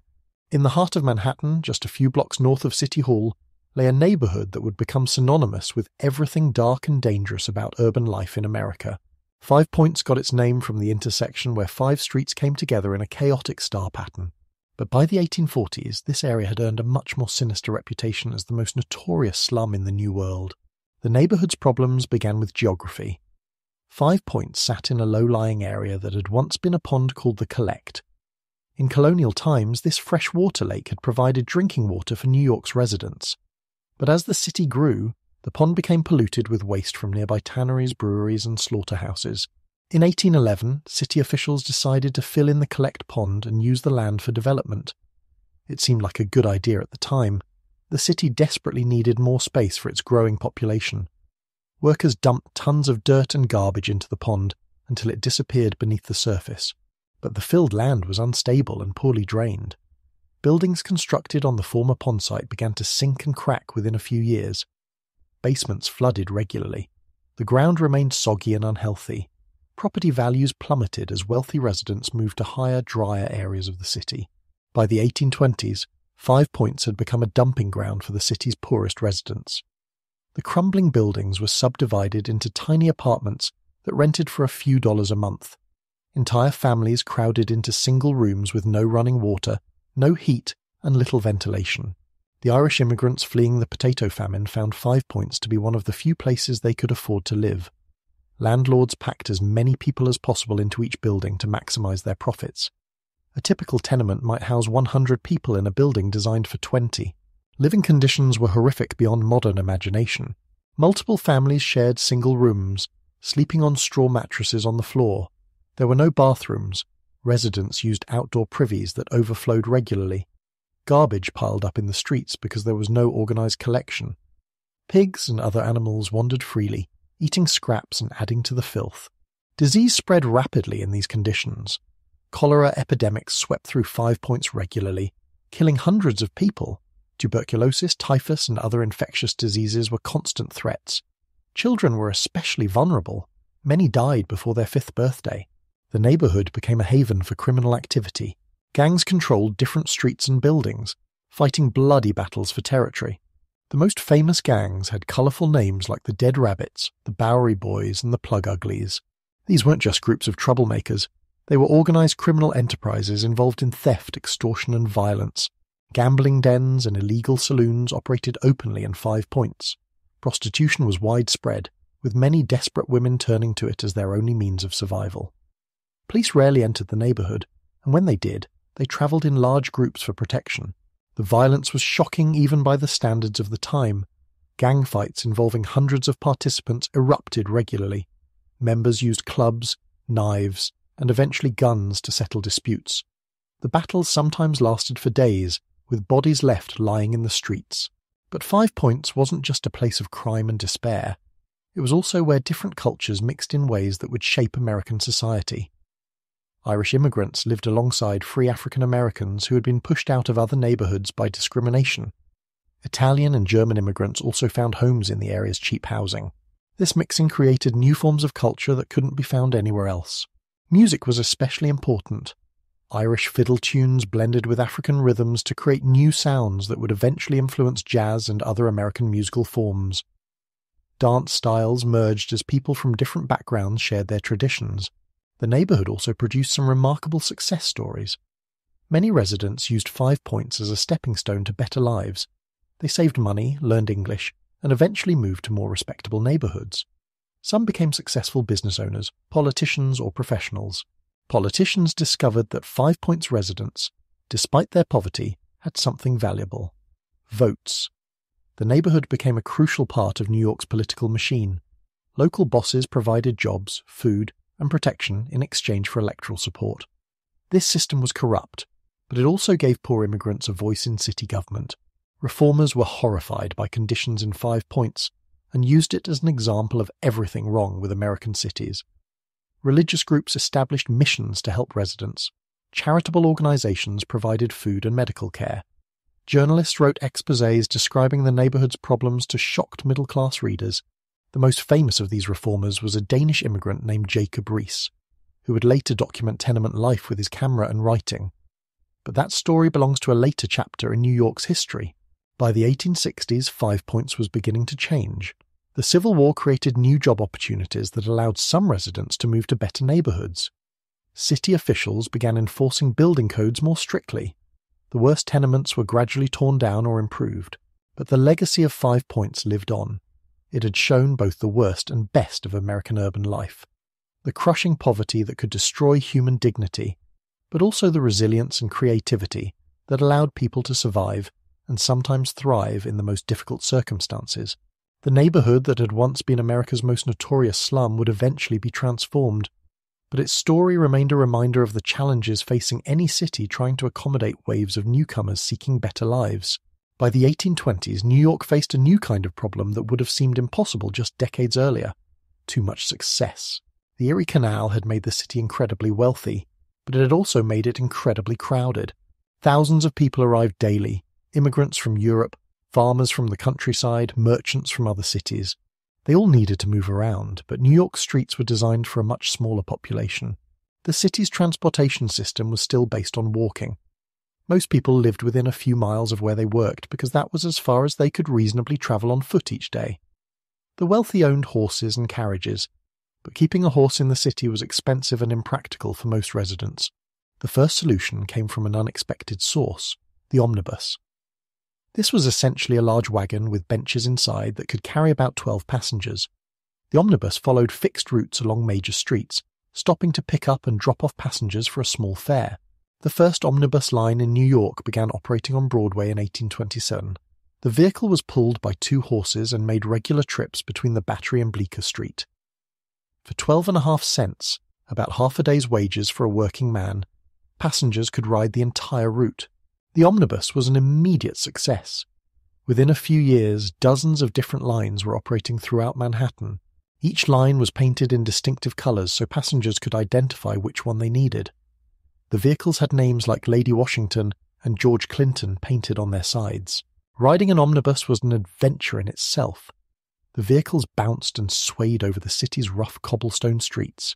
In winter, passengers huddled together for warmth, while snow blew through gaps in the canvas sides. In summer, the enclosed space became stifling hot and filled with dust from the unpaved roads. But the omnibus gave ordinary New Yorkers something they had never had before: mobility. A clerk could live in a boarding house on the Lower East Side and work in an office near City Hall. A seamstress could travel from her tenement in 5 Points to a wealthy household on Washington Square. The city was becoming larger and more connected. The success of the omnibus inspired other transportation innovations. Ferry services expanded rapidly, connecting Manhattan to Brooklyn, New Jersey, and other surrounding areas. These steam-powered boats could carry hundreds of passengers at a time and operated on regular schedules throughout the day. The most important ferry route connected Manhattan to Brooklyn. Before reliable ferry service, Brooklyn was essentially a separate world, a collection of small towns and farms across the East River. But as ferries made the crossing quick and affordable, Brooklyn began to grow rapidly. Many people found they could live in Brooklyn's quieter neighborhoods and work in Manhattan's busy commercial district. Ferry travel had its own challenges and adventures. The boats were powered by wood-burning steam engines that filled the air with smoke and sparks. In rough weather, passengers got soaked by spray from the choppy waters. Ice in winter sometimes made the rivers impassable for days at a time. But ferries also provided some of the most beautiful views in America. Passengers could see Manhattan's growing skyline from the water, watch ships from around the world entering the harbor, and enjoy cool breezes on hot summer days. Many people rode the ferries just for pleasure, making them an early form of urban recreation. The transportation revolution wasn't limited to passengers. Moving goods around the growing city became equally important. Horse-drawn wagons carried everything from fresh food to manufactured goods through the crowded streets. Specialized vehicles developed for different purposes: milk wagons for daily deliveries, ice wagons to keep food fresh, and heavy freight wagons for moving cargo from the docks to warehouses. The streets themselves had to evolve to handle all this traffic. Broadway was widened and paved with smooth stones. Gas lamps were installed to make night travel safer. Traffic rules were established to prevent accidents between the various vehicles sharing the roads. But the real transportation revolution was still to come. In the 1830s, New York began experimenting with a new technology that would transform urban life: the railroad. The first railroad line connected New York to Albany, following roughly the same route as the Erie Canal but moving much faster. Railroad travel was initially seen as dangerous and unnatural. The locomotives were noisy, dirty, and prone to explosions. Many people believed that travelling at such high speeds, sometimes over 20 miles per hour, would be harmful to human health. But the convenience and speed of rail travel quickly overcame these concerns. The railroad brought distant places within reach of New York. A trip to Albany that had taken days by wagon or canal boat could now be completed in a few hours. This connected New York more closely to the rest of the state and nation, bringing in more people, goods, and opportunities. By 1840, New York had become the most connected city in America. Omnibuses, ferries, and railroads linked every part of the growing metropolis and connected it to the wider world. The transportation revolution had made it possible for the city to grow beyond anything previously imagined.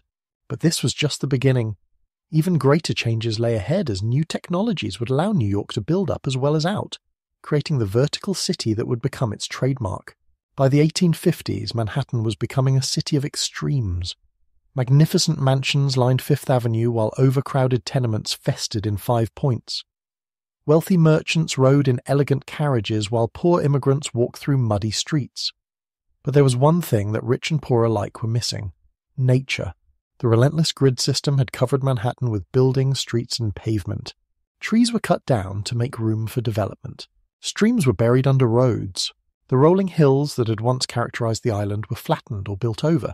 New York was becoming a concrete jungle where many residents never saw anything green except the occasional potted plant. This troubled many thoughtful New Yorkers, especially those who had travelled to European cities. London had Hyde Park, a vast green space where people of all classes could walk, relax, and breathe fresh air. Paris had the Tuileries Gardens and other beautiful parks. Even smaller European cities had public squares and tree-lined boulevards. New York, despite being one of America's largest and wealthiest cities, had almost no public green space. The only significant park was the Battery, a small area at the southern tip of Manhattan that served mainly as a promenade for the wealthy. Working-class families had nowhere to escape the noise, dirt, and crowding of urban life. The movement to create a great public park began with a few visionary individuals who understood that cities needed more than just commerce and housing to be truly livable. The most important of these was Andrew Jackson Downing, a landscape architect who had studied European parks and gardens. Downing argued that a great park would benefit all New Yorkers, not just the wealthy. Poor families needed places where their children could play safely and breathe clean air. Working men needed spaces where they could relax after long days in factories and shops. The entire city needed what he called lungs, green areas that would provide relief from urban pollution and stress. The idea gained support from an unlikely coalition. Wealthy merchants saw a park as a way to increase property values in surrounding areas. Politicians recognized that a park would be popular with voters. Reformers believed that beautiful surroundings would improve public morality and reduce crime. In 1853, the New York State Legislature authorized the city to acquire land for a large public park. The chosen site was in the center of Manhattan Island, stretching from 59th Street to 106th Street and from 5th Avenue to 8th Avenue. This area was far north of the developed part of the city, but planners knew that New York would eventually grow to surround it. The land acquisition process was complicated and expensive. The area wasn't empty wilderness. It contained several small communities, including Seneca Village, one of the city's most stable African-American neighborhoods. About 1,600 people lived on the land, including poor Irish and German immigrants as well as middle-class black families who owned their own homes. All these residents had to be relocated, often against their will. The city used eminent domain to force people to sell their property, usually for less than it was worth. The destruction of Seneca Village was particularly tragic, as it eliminated one of the few places where free black New Yorkers had been able to build prosperous, stable lives. Once the land was cleared, the city held a competition to design the park. The winning entry came from Frederick Law Olmsted and Calvert Vaux, two men who shared a revolutionary vision of what an urban park could be. Olmsted was a journalist and farmer who had travelled extensively in Europe and studied landscape design. Vaux was a British architect who had worked with Andrew Jackson Downing before Downing's tragic death in a steamboat accident. Together, they created a design they called the Greensward Plan. Their vision was radical for its time. Instead of a formal European-style garden with geometric patterns and straight paths, Olmsted and Vaux wanted to create something that looked natural. They planned rolling meadows, winding paths, and irregular lakes that would seem like they had always been part of the landscape. The park would have different areas for different activities.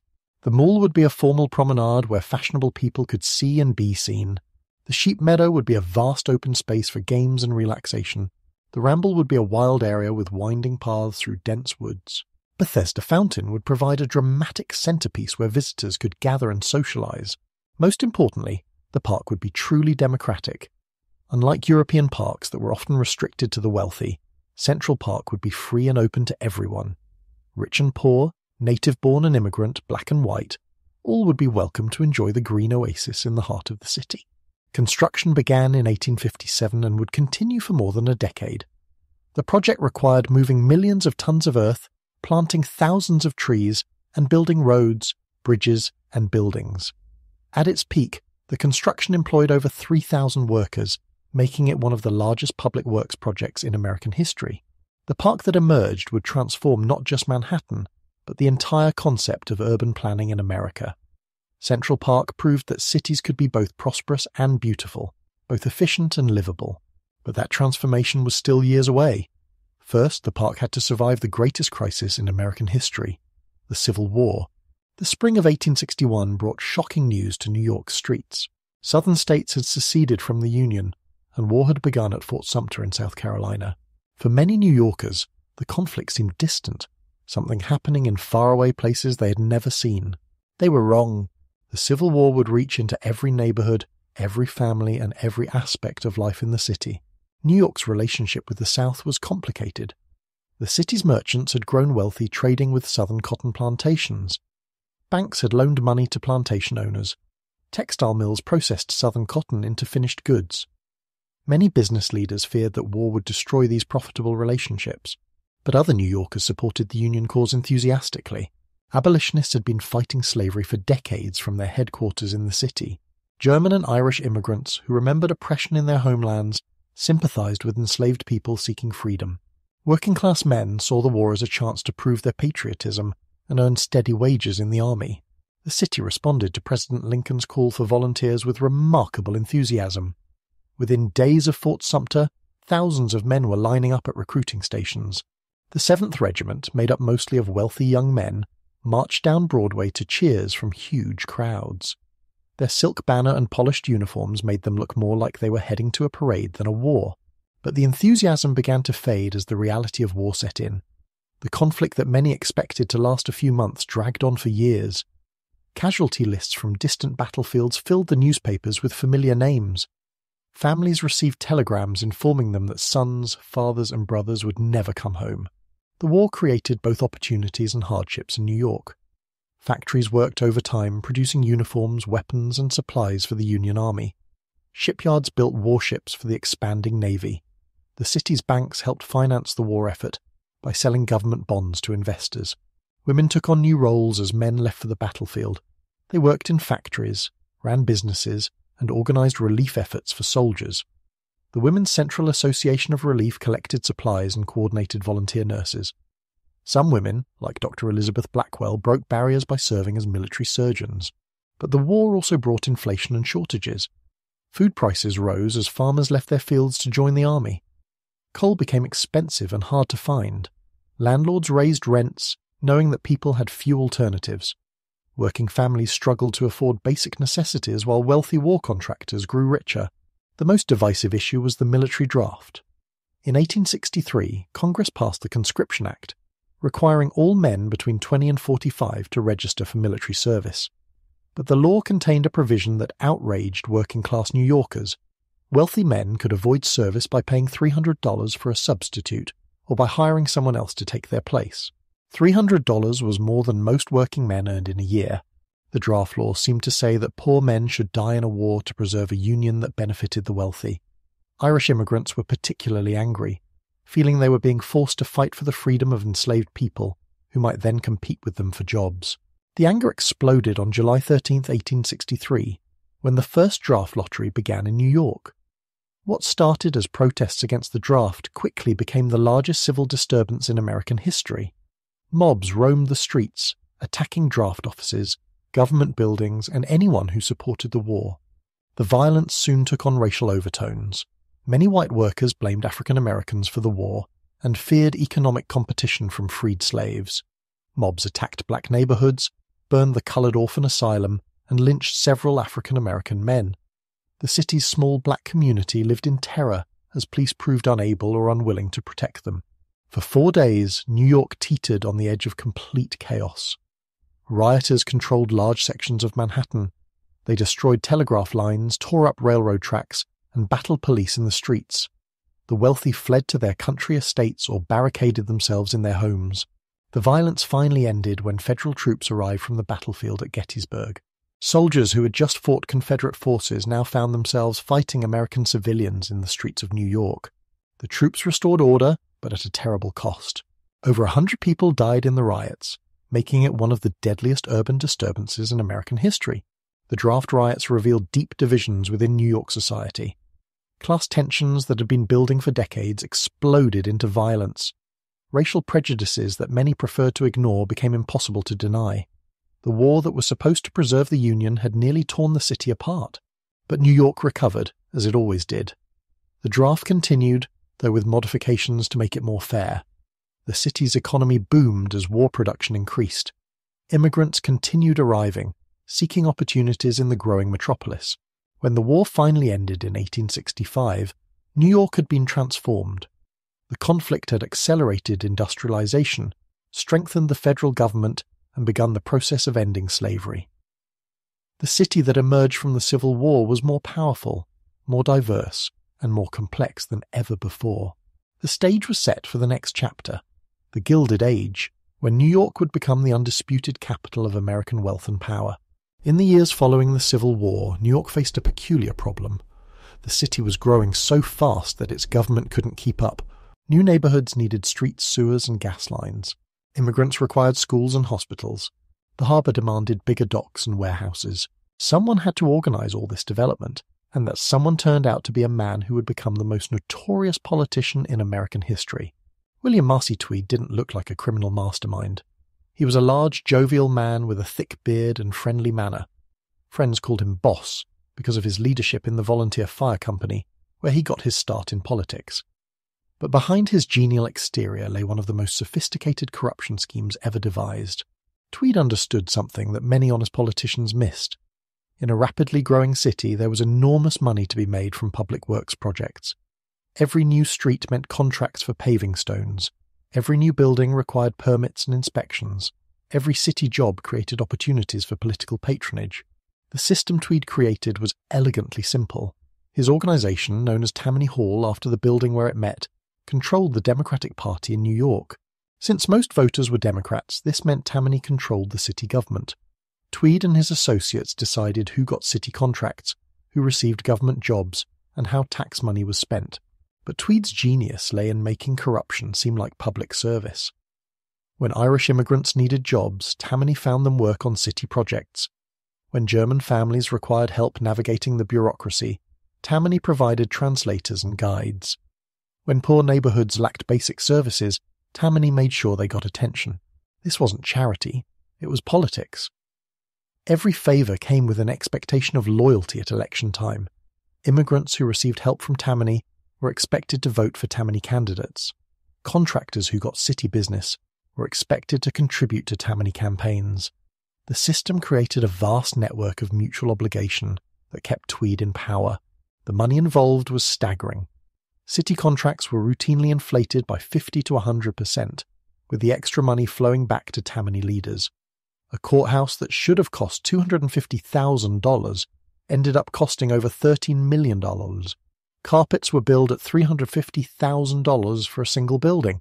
Even pencils and paper were purchased at wildly inflated prices. Tweed's most ambitious project was the construction of a new county courthouse behind City Hall. The building became a symbol of everything wrong with his administration. Construction dragged on for years while costs spiraled out of control. Contractors submitted bills for work that was never done. Materials were purchased at astronomical prices from companies owned by Tammany Associates. The courthouse scandal revealed how Tweed's system worked. A plasterer named Andrew Garvey received over $500,000 for work that should have cost $20,000. When questioned, Garvey explained that he had to pay kickbacks to Tammany officials to get the contract. The extra money wasn't profit, it was the cost of doing business with corrupt politicians, but Tweed provided real benefits to ordinary New Yorkers, which explains why he remained popular despite the obvious corruption. His administration built more schools, hospitals and parks than any previous city government. Streets were paved and cleaned regularly. Police and fire protection improved significantly. Tweed also understood the importance of spectacle in politics. He organized elaborate parades and celebrations that brought the entire city together. The opening of the Brooklyn Bridge was marked with fireworks and festivities that lasted for days. These events made people feel proud of their city and grateful to the politicians who made them possible. The system began to unravel when Tweed overreached. In 1870, he pushed through a new city charter that gave his administration almost unlimited power to spend money and award contracts. The charter was so blatantly designed to benefit Tammany that even friendly newspapers began asking questions. The final blow came from an unexpected source, a disgruntled bookkeeper named Matthew O'Rourke.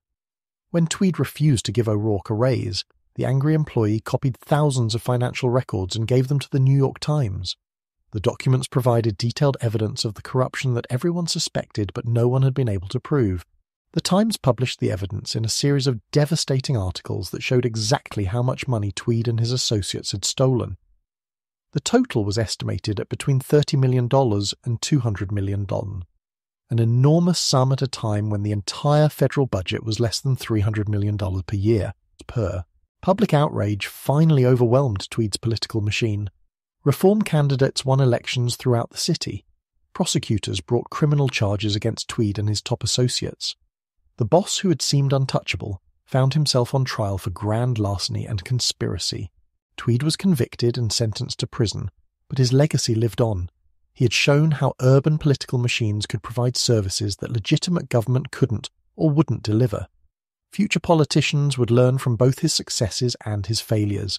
The Tweed Ring's collapse marked the end of an era in New York politics, but it also demonstrated the city's capacity for self-correction. When corruption became too blatant to ignore, voters found ways to demand change. This cycle of corruption and reform would repeat itself many times in the city's future. The idea seemed impossible to most people who heard it. Build a bridge across the East River, connect Manhattan to Brooklyn with a single span? The river was over 1,500 feet wide at that point, filled with busy ship traffic and swept by powerful currents. No bridge in the world had ever been built on such a scale, but John Augustus Roebling believed it could be done. The German immigrant had already built successful suspension bridges in Pittsburgh and Cincinnati, using a revolutionary technique, steel cables instead of iron chains. Steel was stronger, more flexible, and could support much greater weights than any material used before. Roebling's vision for the East River Bridge was breathtaking in its ambition. The main span would stretch 595 feet between two massive stone towers, longer than any bridge ever constructed. The towers themselves would rise 276 feet above the water, taller than any building in either city. Most remarkably, the bridge would be strong enough to carry not just pedestrians and carriages, but railroad trains as well. The project began with tragedy. In 1869, while surveying the bridge site, John Roebling's foot was crushed by a ferry dock. Tetanus infection set in, and within weeks the brilliant engineer was dead. His son, Washington Roebling, also a skilled engineer, took over the massive undertaking. Washington Roebling faced challenges that would have defeated a lesser man. The bridge foundations had to be built underwater, using a new technology called pneumatic caissons, giant wooden boxes that were sunk to the river bottom and filled with compressed air so workers could excavate in dry conditions. The work was incredibly dangerous. Men descended through airlocks into the caissons, where they dug through mud, sand, and solid rock, 78 feet below the high water mark. The compressed air caused a mysterious illness called caisson disease, now known as decompression sickness, or the bends. Workers suffered excruciating pain, paralysis, and sometimes death when they returned too quickly to normal air pressure. Washington Roebling himself fell victim to caisson disease, becoming partially paralyzed and unable to visit the construction site. In an unprecedented move, his wife Emily Warren Roebling took over much of the day-to-day supervision of the project. She became the first woman to serve as a field engineer on a major construction project. Though she received little official recognition at the time, the construction process fascinated New Yorkers on both sides of the river. Crowds gathered daily to watch the massive stone towers rise block by block. Each tower required 90,000 tons of granite quarried in Maine and shipped to New York. The stones were so precisely cut that they fit together without mortar, held in place by their own weight and careful engineering. The most dramatic moment came when workers began spinning the bridge's cables. 4 main cables, each containing over 5,000 parallel steel wires, would support the entire structure. The wires were carried back and forth across the river by a travelling wheel system, with each trip adding another strand to the growing cables. Spectators watched in amazement as the cables took shape. The work continued in all weather, through summer heat, winter storms, and spring floods. Gradually, the graceful curves of the suspension system emerged, creating what many observers called the most beautiful structure they had ever seen. The bridge deck was built last, suspended from the cables by vertical wire stays. Workers laid wooden planks for the roadway and installed gas lamps for nighttime illumination. A wide promenade was built above the traffic level, giving pedestrians spectacular views of both cities and the harbour. After 14 years of construction, the Brooklyn Bridge was finally ready to open. The date chosen was May 24, 1883, Queen Victoria's birthday, selected to honour the many British engineers who had contributed to the project. President Chester A. Arthur attended the opening ceremony, along with the governors of New York and New Jersey. The celebration was magnificent but tinged with sadness. John Roebling, the bridge's visionary designer, had been dead for 14 years. Washington Roebling was too ill to attend the ceremony.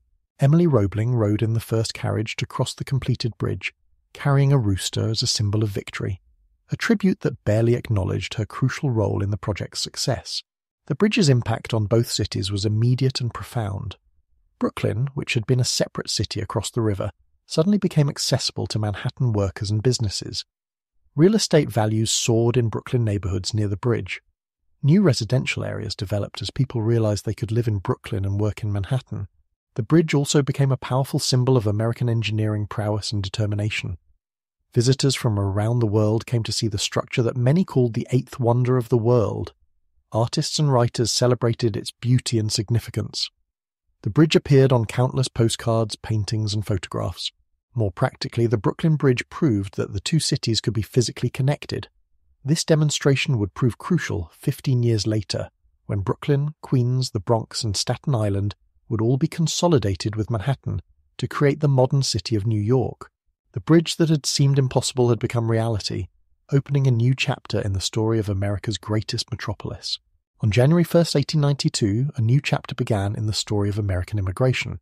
A 15-year-old Irish girl named Annie Moore stepped off the steamship Nevada and became the first person processed at Ellis Island, the federal government's new immigration station in New York Harbor.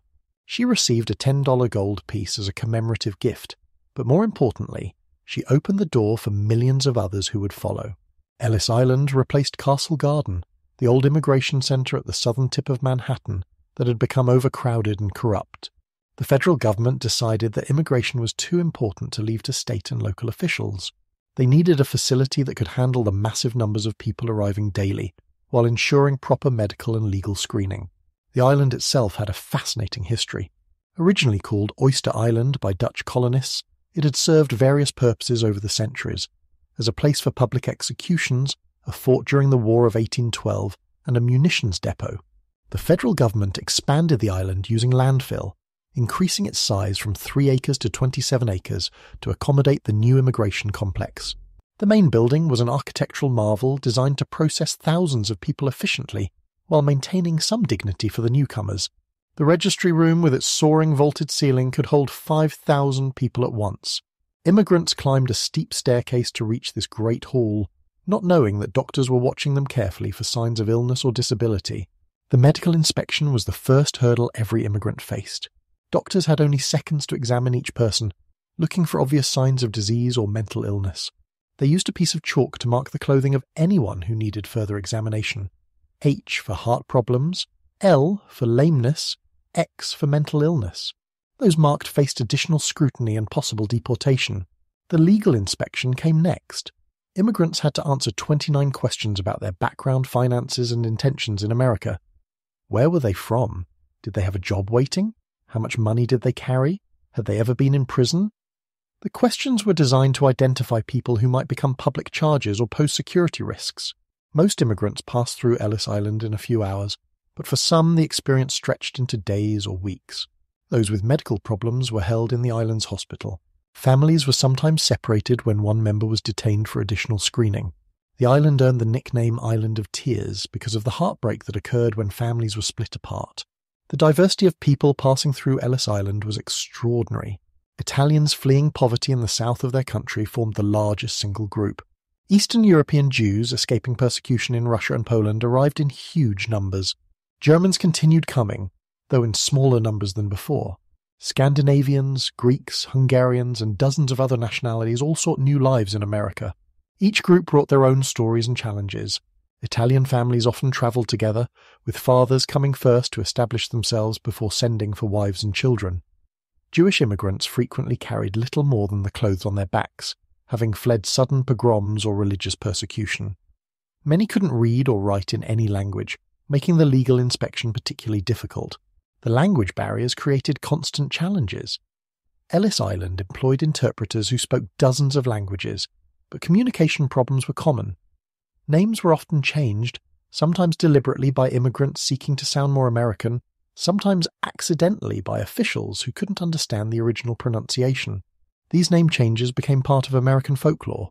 Stories spread about immigration officers arbitrarily changing foreign names to simpler English versions.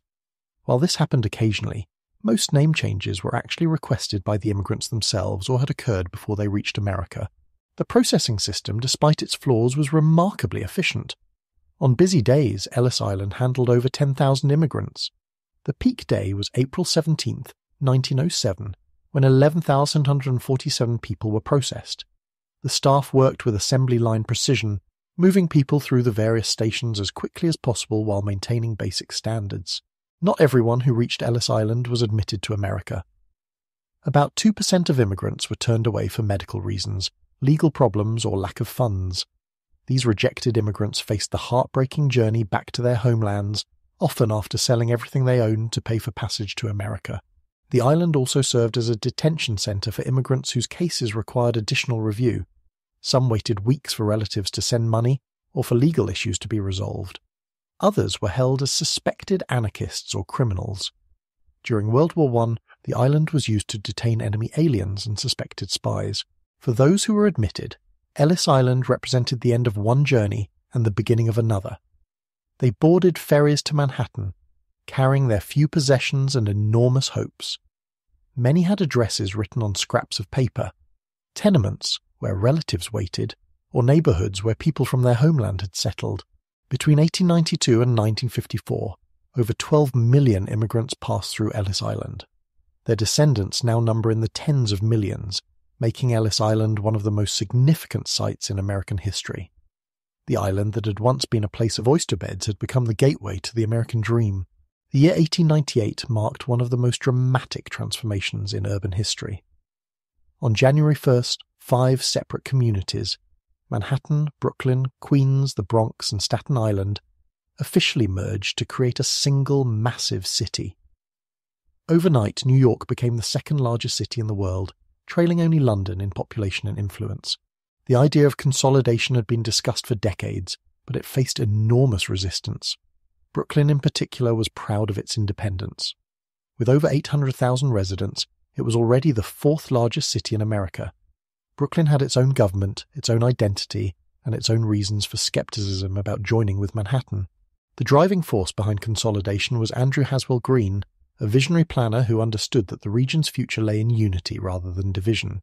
Greene argued that the 5 areas were already economically integrated. People lived in one borough and worked in another, businesses operated across municipal boundaries, and transportation systems connected all the communities. Greene's vision went beyond mere administrative efficiency. He believed that a unified New York could compete with London and Paris as a world-class metropolis. Separate, the 5 boroughs were significant but limited. Together, they could become something unprecedented in American history. The political battle over consolidation was fierce and complex.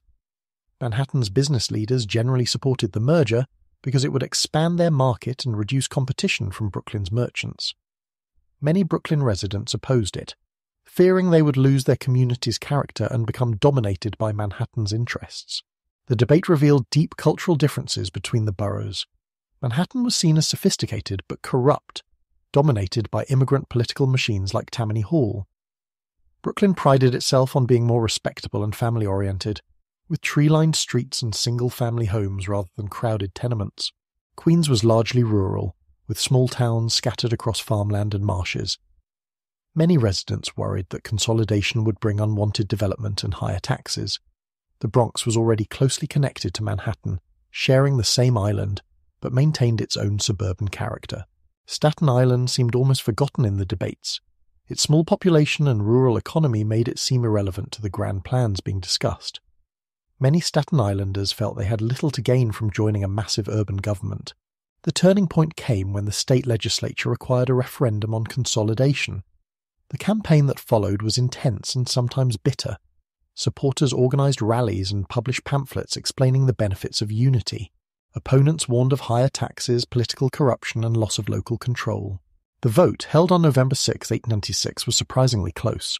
Overall, consolidation won by just 277,000 votes to 168,000, but the results varied dramatically by borough. Manhattan and the Bronx voted overwhelmingly in favor. Queens supported consolidation by a smaller margin. Brooklyn was almost evenly split, with consolidation winning by fewer than 300 votes out of over 129,000 cast. Staten Island actually voted against consolidation, but the island's small population meant its opposition didn't matter in the overall count.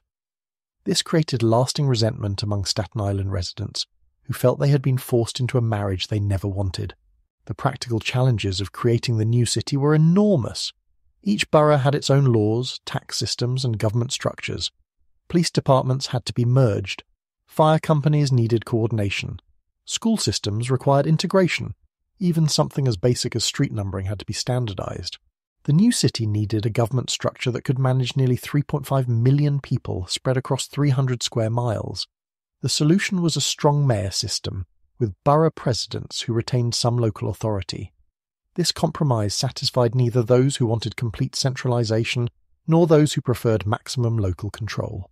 William Strong became the first mayor of the consolidated city, though he had been elected before the merger was complete. The real test came with the 1897 election, when Robert Van Wyck was chosen as the first mayor elected specifically to lead the unified metropolis. The consolidation's immediate effects were dramatic. New York's population jumped from about 1.5 million to 3.4 million overnight, making it the largest city in the United States. The combined tax base allowed for ambitious public works projects that no single borough could have afforded alone. The new city inherited both assets and problems from its constituent parts. Manhattan contributed its financial district and cultural institutions. Brooklyn brought its extensive park system and residential neighborhoods. Queens offered room for expansion and development. The Bronx provided additional residential areas and industrial sites.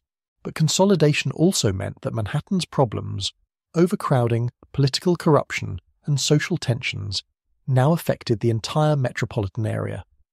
The new city government had to address issues ranging from tenement conditions in Lower Manhattan to rural road maintenance in Queens. The creation of Greater New York established the framework for the modern metropolis. The 5-borough structure created in 1898 remains in place today, more than a century later. The consolidation proved that American cities could reinvent themselves on a massive scale when circumstances demanded it. Most importantly, the merger created the critical mass necessary for New York to become a true world city. The unified metropolis had the population, resources and ambition to compete with London and Paris on the global stage. The 1880s brought a revolution to New York's skyline that would change cities forever. For centuries, buildings had been limited by a simple fact. People could only climb so many stairs. Most structures rose no higher than 5 or 6 stories because anything taller became impractical for daily use. But new technologies were about to shatter these ancient limitations. The breakthrough came from an unlikely source, the elevator. Elisha Otis had invented a safety elevator in the 1850s, but it took decades for the technology to become reliable and affordable. By the 1880s, steam-powered elevators could carry passengers safely to heights that would have been unthinkable just years before. Even more important was the development of steel frame construction. Traditional buildings used thick masonry walls to support their own weight. The taller the building, the thicker the walls had to be at the bottom. This made very tall buildings impractical, because the lower floors would be filled mostly with stone and brick rather than usable space. Steel changed everything. Engineers discovered they could build a skeleton of steel beams that would support the entire weight of a building. The walls became simply a covering, or curtain, hung on the steel frame. This meant buildings could rise to previously impossible heights, while actually using less material than shorter masonry structures. The first true skyscraper in New York was the Tower Building, completed in 1889 at 50 Broadway. At 11 stories and 129 feet tall, it seemed impossibly high to people accustomed to 5-story buildings. The structure used a steel frame covered with brick and terracotta, creating a template that hundreds of future buildings would follow. But the Tower Building was just the beginning. Once developers realized they could build upward instead of outward, a race began to construct ever taller structures. Land in Manhattan was expensive and limited, but the sky seemed infinite. Building up became the most profitable way to use valuable urban real estate. The Flatiron Building, completed in 1902, captured the public imagination like no structure before it. Its triangular shape, dictated by the unusual plot of land where Broadway crossed Fifth Avenue, created a building unlike anything previously seen. At 22 stories and 285 feet tall, it towered over everything around it. The Flatiron's unusual shape created unexpected problems. Wind patterns around the building were so strong that they lifted women's skirts, leading to the phrase 23 skidoo, police slang for telling gawking men to move along from 23rd Street. The building became a tourist attraction, with people gathering just to watch the wind effects. Each new skyscraper pushed the boundaries further. The Singer Building, completed in 1908, rose 47 stories and 612 feet. The Metropolitan Life Insurance Tower, finished in 1909, reached 50 stories and 700 feet. These buildings weren't just tall, they were architectural statements, designed to advertise the power and success of the companies that built them. The construction process fascinated New Yorkers. Crowds gathered daily to watch steelworkers, known as roughnecks, assemble the frameworks high above the streets. These men worked without safety nets or harnesses, walking along narrow beams hundreds of feet in the air. Many were Native Americans from Canada, whose traditional ironworking skills made them particularly suited to this dangerous work. The skyscraper boom created new urban experiences. Office workers found themselves looking down on the roofs of buildings that had once seemed tall. Elevators became essential parts of daily life, with their own etiquette and social dynamics. The phrase, going up, took on new meaning as people literally rose above the traditional city. But the tall buildings also created problems nobody had anticipated. Streets that had once been bright became shadowy canyons between towering walls. Wind patterns changed, creating uncomfortable gusts at street level. The concentration of workers in small areas overwhelmed transportation systems designed for a more spread-out population. Fire safety became a critical concern. The higher the building, the harder it was for fire departments to reach upper floors. New technologies like sprinkler systems and fire-resistant materials became essential. Building codes had to be completely rewritten to address the unique challenges of vertical construction. The skyscraper race reached its peak in the 1920s, with 2 legendary buildings that would define New York's skyline for generations. The Chrysler Building and the Empire State Building represented the ultimate expression of the city's upward ambitions, but their stories belong to a later chapter. By 1910, New York's transformation was complete. The low-rise city of the 19th century had become a vertical metropolis unlike anywhere else on Earth. Visitors from around the world came to see the cliff dwellers who worked and lived in these towering structures. The skyscraper had become New York's signature contribution to world architecture. Other cities would build tall buildings, but none would match the density, variety, and sheer audacity of Manhattan's vertical landscape. The city had literally reached for the sky and grasped it. This upward growth would continue for decades, creating the iconic skyline that still defines New York today. The age of the skyscraper had begun, and there seemed to be no limit to how high the city could climb. By 1900, New York faced a crisis that threatened to strangle its own success. The city's streets were clogged with an impossible tangle of horse-drawn carriages, electric trolleys, elevated trains, and pedestrians. Broadway looked like a slow-moving river of vehicles stretching as far as the eye could see. Something had to be done, but the solution seemed impossible. Build a railroad underground. The idea of subterranean transit wasn't entirely new. London had opened the world's first underground railway in 1863, though it used steam locomotives that filled the tunnels with choking smoke. Paris was building its own metro system using electric trains, but New York's challenge was different.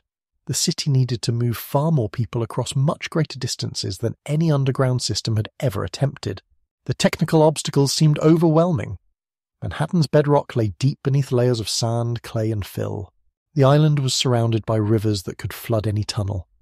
Gas lines, water pipes, and electrical cables already crowded the space beneath the streets. Building a subway would require digging through this maze without disrupting the city above. The political obstacles were equally daunting. Powerful interests controlled the existing transportation systems. The elevated railway companies didn't want underground competition. Property owners worried about construction damage. Taxpayers questioned whether the city could afford such an enormous project. The breakthrough came when August Belmont Jr., a wealthy financier, agreed to fund the construction in exchange for operating rights. Belmont's Interborough Rapid Transit Company would build and run the subway system, taking the financial risk off the city's shoulders. In return, the company would collect fares and keep the profits. Construction began in 1900 with a ceremony that captured the city's imagination. Mayor Robert Van Wyck broke ground at City Hall while thousands of spectators cheered. But the real work began immediately afterward, as crews started the dangerous process of digging beneath New York's busiest streets. The construction method was called cut and cover. Workers dug trenches down the middle of major streets, built concrete tunnels in the trenches, then covered them over and restored the street surface. The process was incredibly disruptive. Entire neighborhoods were torn up for months at a time. The work was dangerous and difficult. Crews labored in shifts around the clock, digging through rock, clay, and underground streams. Cave-ins were a constant threat. Workers faced the risk of gas explosions from broken utility lines. Many suffered injuries from the primitive tools and heavy machinery of the era. The most challenging section ran beneath the Harlem River, connecting Manhattan to the Bronx. Engineers had to build the tunnel deep enough to avoid interfering with ship traffic, but not so deep that the water pressure would cause flooding. The solution was a cast-iron tube that was assembled on land, floated into position, and then sunk to the river bottom. As construction progressed, New Yorkers watched with fascination and frustration. The constant noise and dust made life miserable for people living near the work sites. Businesses complained about lost customers who couldn't reach their stores through the construction zones. But everyone understood they were witnessing something historic. The first subway line stretched from City Hall in Lower Manhattan to 145th Street in Harlem, with a branch extending to the Bronx. The route followed Broadway and 4th Avenue, now Park Avenue, connecting the city's busiest commercial districts with rapidly growing residential neighborhoods. The stations were designed to be more than just functional stops. Architect George Louis Hines created elegant spaces with vaulted ceilings, decorative tiles, and brass fixtures. Each station had its own character, with different color schemes and architectural details. The goal was to make subway travel feel dignified rather than merely utilitarian. The trains themselves were marvels of early 20th century technology. Electric motors powered the cars, eliminating the smoke and noise of steam engines. The cars were built of steel and equipped with electric lights, making them safer and more comfortable than the elevated trains they were meant to replace. October 27, 1904, marked one of the most important days in New York's history. The subway officially opened to the public with Mayor George McClellan Jr. taking the controls of the first train. Thousands of people lined up to experience this new form of transportation, paying a nickel for the privilege of riding beneath the streets. The subway's impact was immediate and transformative. Travel times across the city were cut dramatically. A trip from Lower Manhattan to Harlem that had taken over an hour by surface transportation now took just 26 minutes. Areas that had been isolated suddenly became accessible to workers and shoppers. The subway also changed where people could live. Workers no longer had to walk to their jobs or live within a few miles of their workplace. Neighborhoods in the Bronx, Brooklyn, and Queens that had been rural or sparsely populated began to develop rapidly as subway lines extended into these areas. Real estate values shifted dramatically. Property near subway stations became more valuable, while areas far from transit lines saw their appeal decline. The subway map became a guide to the city's future development, with new neighborhoods growing up around each station. The success of the first line led to rapid expansion. Within a decade, the subway system had grown to include hundreds of miles of track and dozens of stations. The underground city had become as complex and vital as the one above ground. Saturday, March 25th, 1911, started like any other workday at the Triangle Shirtwaist Factory on the upper floors of the Ash Building in Greenwich Village.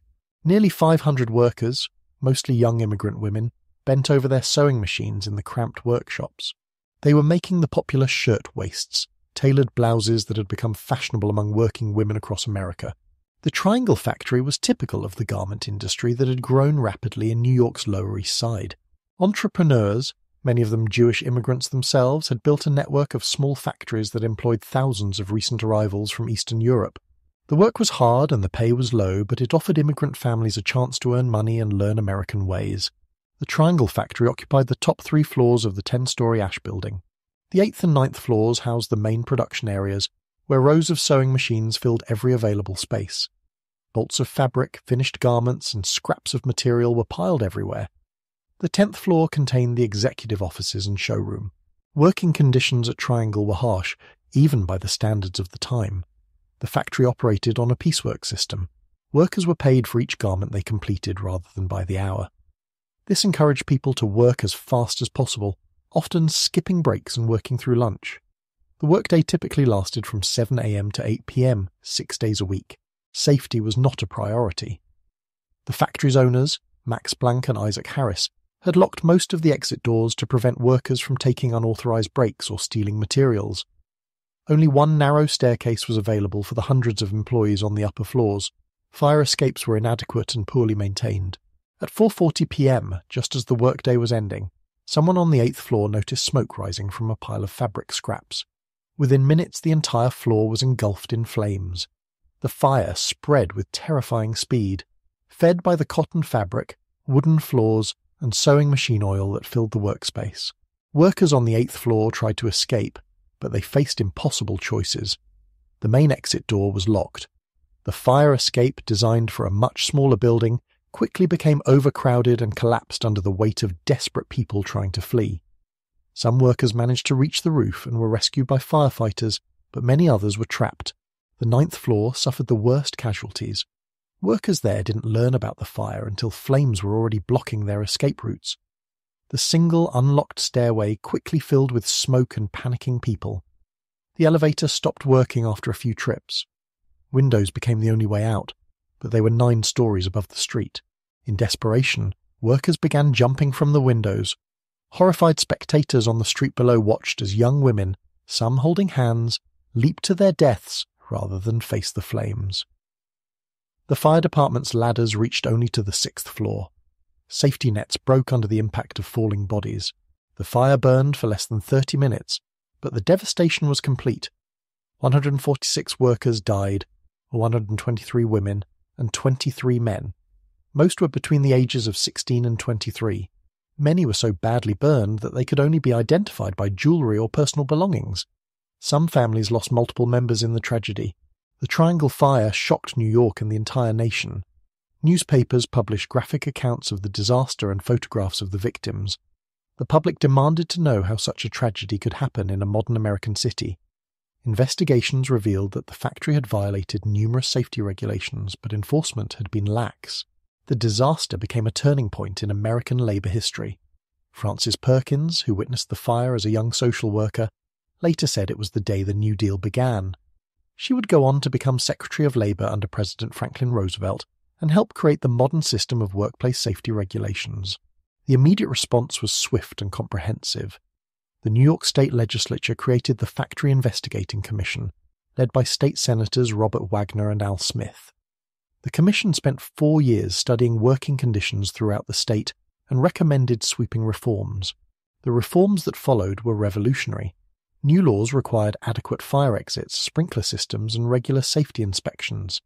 Child labor was restricted, working hours were limited, employers became legally responsible for providing safe working conditions. These New York laws became models for similar legislation across the country. The Triangle Fire also energized the labor movement. Workers who had been reluctant to join unions now saw them as essential for protection. The International Ladies' Garment Workers Union grew rapidly, organizing strikes and negotiations that improved conditions throughout the industry. The tragedy transformed how Americans thought about the relationship between workers and employers. The idea that business owners had unlimited rights to run their operations as they saw fit was challenged. The government's responsibility to protect workers became widely accepted. The Triangle Shirtwaist Factory fire proved that progress and tragedy often walked hand in hand in the rapidly growing city. The same industrial growth that created opportunities for immigrants also created new dangers that required new solutions. From the ashes of the Triangle Fire came the foundation of modern workplace safety laws that continue to protect workers today. The year 1920 brought a peculiar contradiction to New York City. On January 16th, the 18th Amendment officially banned the manufacture, sale, and transportation of alcoholic beverages throughout the United States. Prohibition was supposed to create a more moral, productive society. Instead, it transformed New York into the wildest, most rebellious city in America. The law that was meant to eliminate drinking actually made alcohol more popular than ever. Within hours of prohibition taking effect, illegal bars called speakeasies began opening throughout the city. These hidden establishments served bootleg liquor to anyone who knew the password or had the right connections. Speakeasies ranged from elegant clubs that rivaled the finest hotels to dingy basement rooms lit by a single bulb. The most famous was the Cotton Club in Harlem, where white audiences came to hear black musicians perform the revolutionary new music called jazz. Other popular spots included the Stork Club, El Morocco, and hundreds of smaller establishments tucked away in basements, back rooms, and abandoned warehouses. The speakeasy culture created a new kind of nightlife. People who had never broken a law in their lives suddenly became criminals simply by ordering a drink. This shared law-breaking created a sense of excitement and rebellion that defined the decade. Men and women drank together openly, challenging traditional social conventions. The demand for illegal alcohol created enormous opportunities for organized crime. Gangsters like Arnold Rothstein and Dutch Schultz built empires by smuggling liquor from Canada, operating illegal breweries, and protecting speakeasies from police raids. These criminals became celebrities. Their exploits followed breathlessly by newspaper readers. The most notorious gangster wasn't even based in New York, but his influence reached into every corner of the city. Al Capone, operating from Chicago, controlled much of the liquor trade along the East Coast. His organization used violence and corruption to maintain its monopoly, turning prohibition into a deadly business. Police corruption became widespread as officers faced an impossible choice: enforce an unpopular law that most citizens ignored, or accept bribes to look the other way. Many chose the money. Police raids on speakeasies were often staged affairs, with owners tipped off in advance so they could hide their liquor and avoid serious consequences. The illegal alcohol trade also created new technologies and business methods. Bootleggers developed faster boats to outrun Coast Guard cutters. They built hidden compartments in cars and trucks to transport liquor. They created elaborate distribution networks that moved alcohol from rural distilleries to urban consumers. But Prohibition's impact went far beyond drinking and crime. The 1920s saw a cultural revolution that challenged traditional American values. Young people, especially women, embraced new fashions, music, and behaviors that shocked their parents' generation. The flapper became the symbol of this new woman. Flappers wore short skirts, cut their hair in boyish bobs, smoked cigarettes, and danced to jazz music. They worked in offices, lived independently, and demanded the same freedoms that men enjoyed. This represented a dramatic change from the Victorian era, when women were expected to be modest, domestic, and dependent. Jazz music provided the soundtrack for this cultural revolution. Born in New Orleans and nurtured in Chicago, jazz found its greatest expression in New York's Harlem neighborhood. Musicians like Duke Ellington, Louis Armstrong, and Bessie Smith created a uniquely American art form that influenced music around the world. The Harlem Renaissance brought together black artists, writers, and intellectuals in an explosion of creativity. Writers like Langston Hughes and Zora Neale Hurston explored African American experiences in ways that had never been attempted before.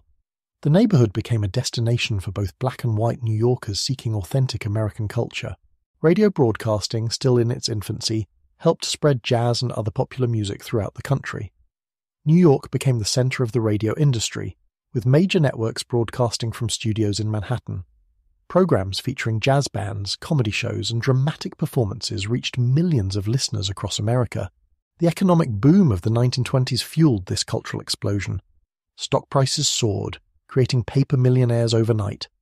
Consumer goods like automobiles, radios, and household appliances became widely available. Credit buying allowed people to purchase luxuries they couldn't afford with cash. New York's skyline reflected this prosperity and optimism. Construction began on the Chrysler Building and Empire State Building, architectural marvels that would define the city's appearance for generations. These skyscrapers represented American ambition and technological achievement at their peak. The entertainment industry flourished as never before. Broadway theaters presented sophisticated musicals and plays. Movie palaces showed the latest Hollywood films to audiences of thousands. Nightclubs featured elaborate floor shows with dancers, singers, and comedians. But beneath the glitter and excitement, serious problems were developing. The gap between rich and poor was widening. Stock market speculation was creating dangerous bubbles. The easy money and loose morals of the jazz age were building toward a reckoning that few people saw coming. The party atmosphere of the 1920s couldn't last forever. The decade that had begun with Prohibition's promise of moral improvement would end with economic collapse and social upheaval. But for now, New York danced to jazz music and toasted the future with illegal gin, believing the good times would never end. While downtown Manhattan celebrated the jazz age with illegal cocktails and wild parties, something even more revolutionary was happening in Harlem. The neighborhood that had once been a quiet suburb for wealthy white families was becoming the cultural capital of Black America. What emerged there in the 1920s would change American art, literature, and music forever. The transformation began with a great migration. Starting around 1910, hundreds of thousands of African Americans left the rural South seeking better opportunities in northern cities. They fled Jim Crow laws, lynching, and economic oppression, hoping to find freedom and prosperity in places like New York. Harlem became their destination of choice. The neighborhood offered something rare for black families: decent housing in a respectable area. Real estate developers, facing financial difficulties, began renting to African American tenants who could pay higher rents than struggling white residents.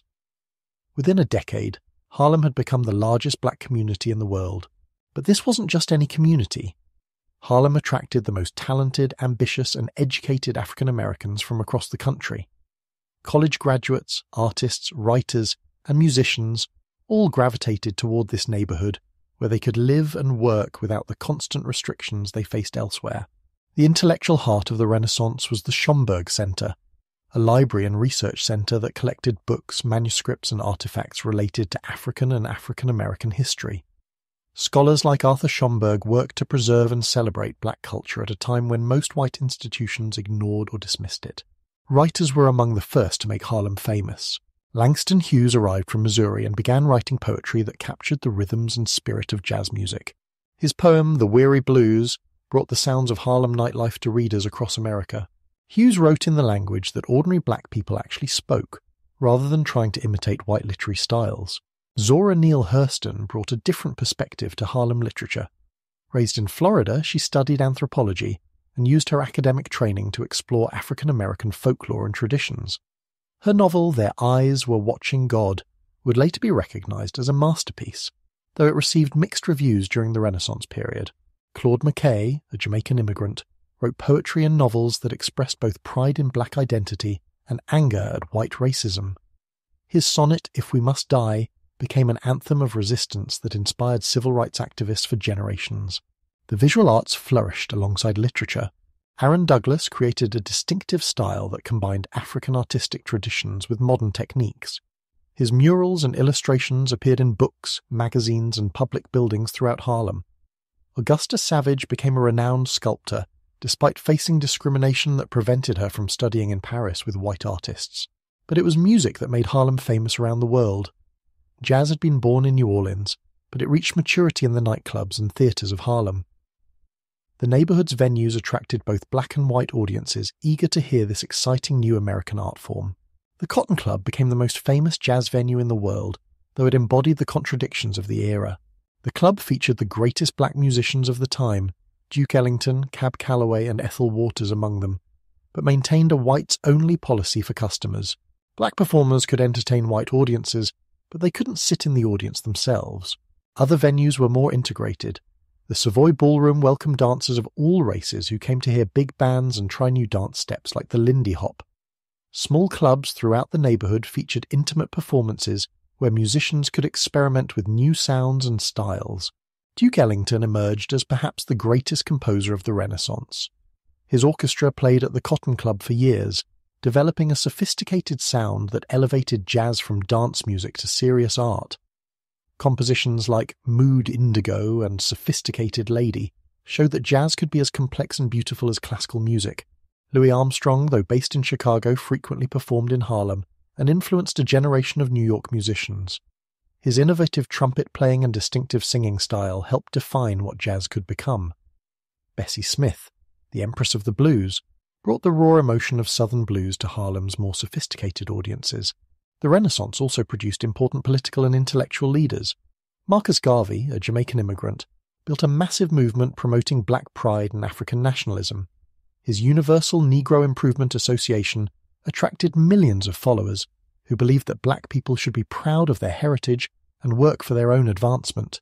W.E.B. Du Bois, the first African American to earn a PhD from Harvard, used his magazine The Crisis to promote civil rights and showcase Renaissance artists. Du Bois believed that a talented tenth of educated black leaders could lift up the entire race through their achievements. The Harlem Renaissance created a new image of African Americans that challenged racist stereotypes.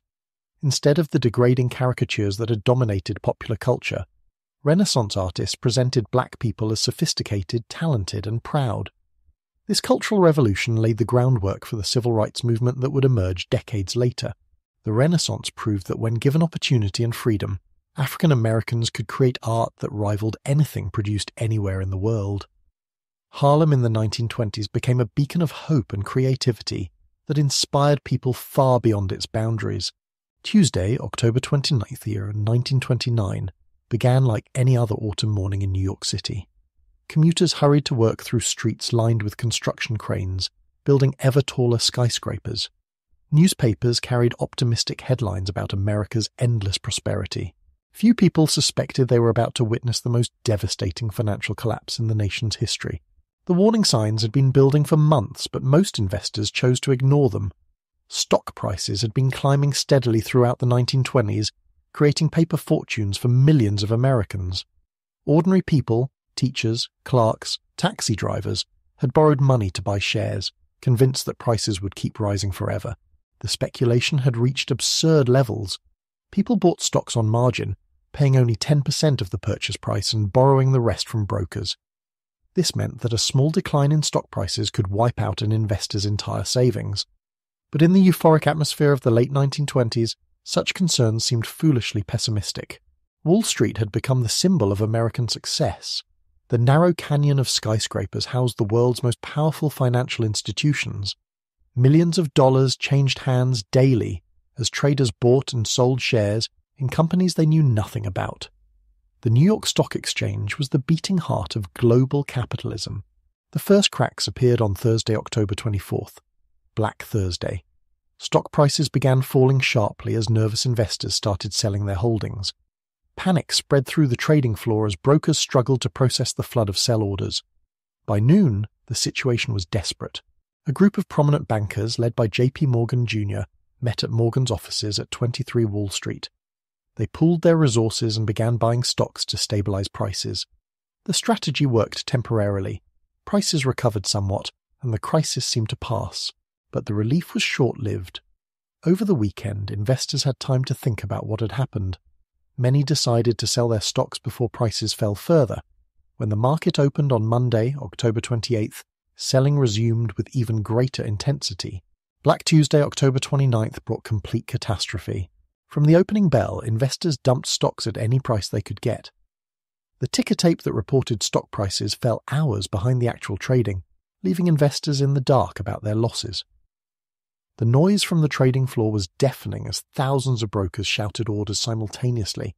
Outside the stock exchange, crowds gathered to watch the unfolding disaster. Police barriers held back curious onlookers and desperate investors trying to reach their brokers. Rumours spread that ruined speculators were jumping from windows, though few such suicides actually occurred on that day. The numbers were staggering.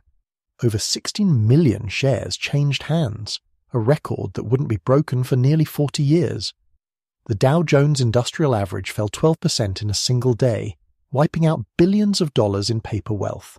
Some individual stocks lost half their value in hours. The crash destroyed fortunes that had taken years to build.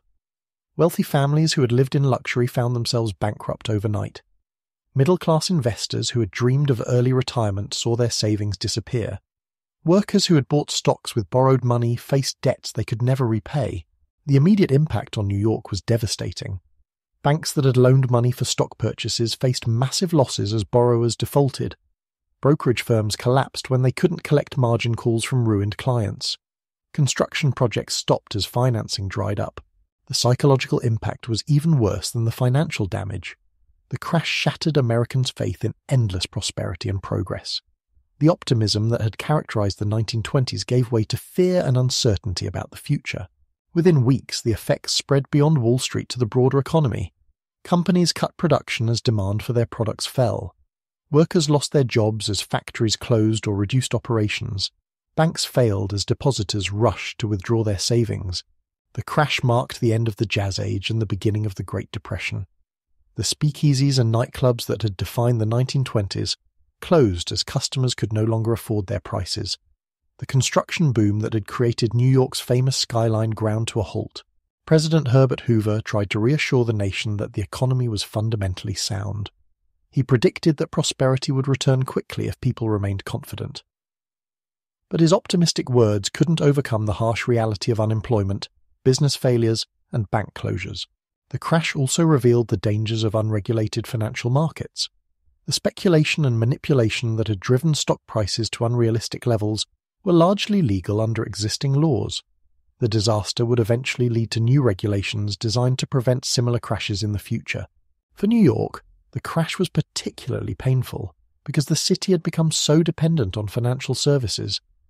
The Wall Street that had made the city rich now threatened to destroy it. The decade that had begun with such promise ended in ruins, setting the stage for the most difficult period in the city's modern history. The party was over. The real test of New York's resilience was about to begin. The breadlines began forming before dawn. By 1932, thousands of unemployed New Yorkers waited hours for a bowl of soup and a piece of bread from charity kitchens scattered throughout the city. Men who had once worn business suits to Wall Street offices now stood in shabby coats, their pride swallowed by hunger and desperation. The Great Depression hit New York with devastating force. Within 3 years of the stock market crash, unemployment reached 25%. Banks failed weekly, taking depositors' life savings with them. Construction stopped on half-finished skyscrapers, leaving steel skeletons reaching toward empty sky. The city that had symbolized American prosperity now embodied its collapse. Entire neighborhoods transformed into landscapes of despair. In Central Park, homeless families built shacks from scrap wood and cardboard, creating a settlement they bitterly called Hooverville after the president they blamed for their misery.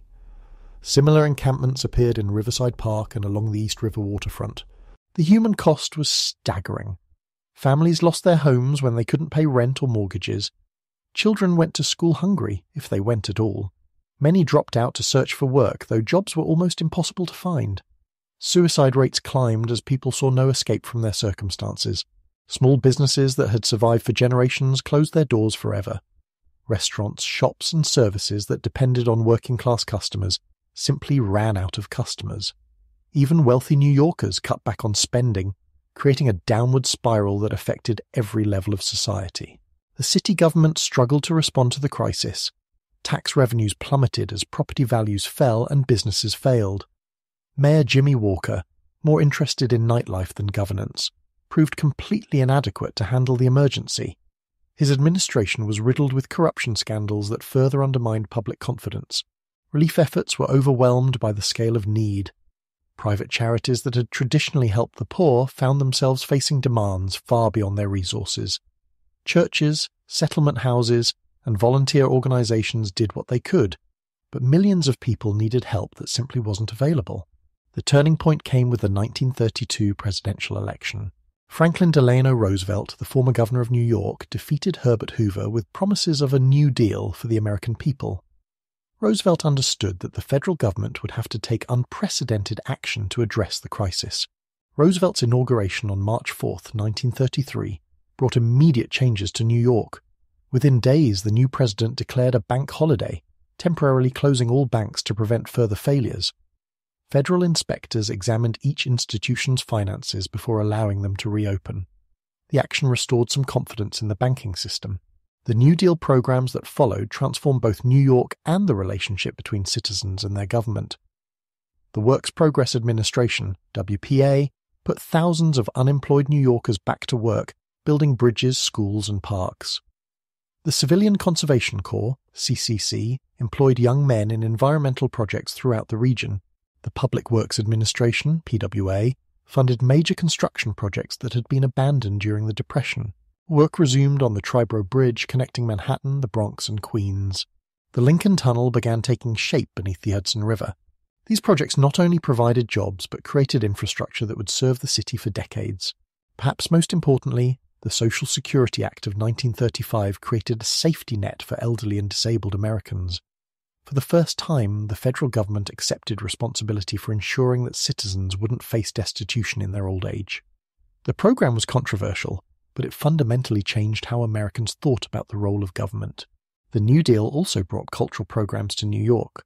The Federal Theatre Project employed actors, directors, and playwrights to create productions for working-class audiences.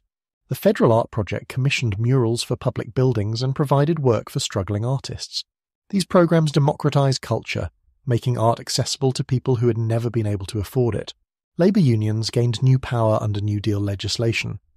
The Wagner Act guaranteed workers' rights to organize and bargain collectively. In New York, this led to successful organizing drives in industries from garment manufacturing to construction. Union membership soared as workers gained legal protection for their organizing efforts. The city's political landscape changed dramatically during this period. Fiorello LaGuardia, a reform-minded Republican, was elected mayor in 1933 on a platform of honest government and effective relief programs. LaGuardia worked closely with Roosevelt's administration to bring federal aid to New York while cleaning up the corruption that had plagued city government. By the late 1930s, New York was beginning to recover. Unemployment remained high, but it was falling. Construction had resumed on a smaller scale. The worst of the crisis had passed, though full recovery wouldn't come until World War II created massive demand for American goods and services. The Depression had tested New York's resilience like nothing since the Civil War. The city that emerged from the crisis was different, more dependent on federal programs, more unionized, and more aware of the government's role in ensuring economic security. The laissez-faire capitalism of the 1920s was gone forever, replaced by a mixed economy that balanced private enterprise with public responsibility. The attack on Pearl Harbor on December 7, 1941, transformed New York overnight from a city still recovering from the Depression into the arsenal of democracy. Within hours of President Roosevelt's declaration of war, factories that had been idle for years roared back to life. The Brooklyn Navy Yard, which had been operating at reduced capacity, suddenly became one of the most important military installations in America. New York's strategic location made it crucial to the war effort. The harbor served as the primary departure point for troops and supplies heading to Europe. Convoys assembled in the protected waters of the harbor before making the dangerous Atlantic crossing. The city's manufacturing capacity, built up over decades of industrial growth, could be quickly converted to military production. The Brooklyn Navy Yard exemplified this transformation. Before the war, it employed about 10,000 workers building and repairing naval vessels. By 1943, over 70,000 people worked there around the clock constructing battleships, aircraft carriers, and destroyers. The yard launched the USS Missouri, the battleship on which Japan would eventually surrender, ending the war. Women entered the workforce in unprecedented numbers as men left for military service. Rosie the Riveter wasn't just a propaganda symbol, she was a real person working in New York's defense plants. Women operated heavy machinery, welded ship hulls, and assembled aircraft engines. They proved they could handle jobs that had previously been considered too dangerous or difficult for them. The war brought new populations to New York. African Americans from the South migrated north seeking high-paying defense jobs. Puerto Ricans arrived in large numbers for the first time, establishing communities that would grow dramatically in the post-war years. The city's diversity, always one of its defining characteristics, expanded even further, but the war also brought fear and suspicion to New York's streets. German submarines prowled the waters off Long Island, occasionally sinking merchant ships within sight of the coast. Blackout drills became routine as residents covered their windows and turned off lights to prevent enemy bombers from using the city's glow as a navigation aid. The fear of sabotage led to tragic consequences for some New Yorkers. Italian Americans faced suspicion because Italy was initially allied with Germany. Some were forced to relocate away from sensitive areas like the waterfront.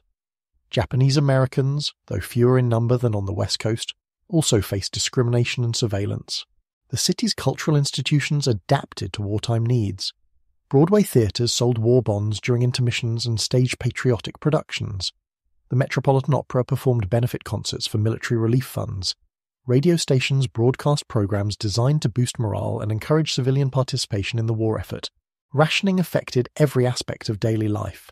Sugar, meat, gasoline and rubber were strictly controlled. New Yorkers learned to cook with substitutes and make do with less.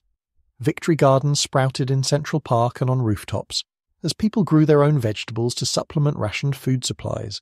The war economy ended the Great Depression more effectively than any New Deal program.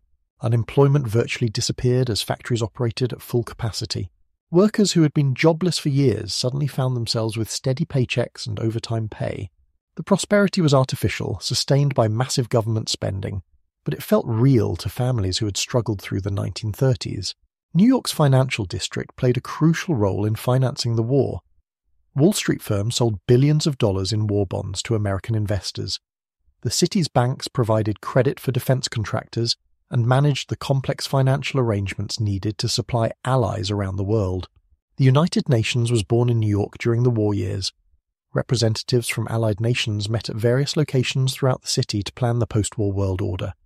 The decision to locate the UN headquarters permanently in New York would later cement the city's role as a center of international diplomacy. Scientific research conducted in New York contributed to the war effort in ways that remained secret for decades. Columbia University scientists worked on the Manhattan Project, the top-secret program to develop atomic weapons. Their research, conducted in laboratories scattered throughout the city, helped create the bombs that ended the war. The war's end in 1945 brought massive celebrations to New York's streets. Times Square filled with jubilant crowds kissing strangers and dancing in the streets. The famous photograph of a sailor kissing a nurse captured the city's joy and relief that the long nightmare was finally over. But victory also brought new challenges. Millions of veterans returned home seeking jobs and housing. The wartime economy had to be converted back to peacetime production. Women who had worked in defense plants faced pressure to return to traditional domestic roles, though many resisted. The war had fundamentally changed New York and America. The federal government had grown enormously in size and power. The economy had become more centralized and regulated. Social barriers had been challenged, if not eliminated. The city that emerged from World War II was more diverse, more prosperous, and more connected to the wider world than ever before.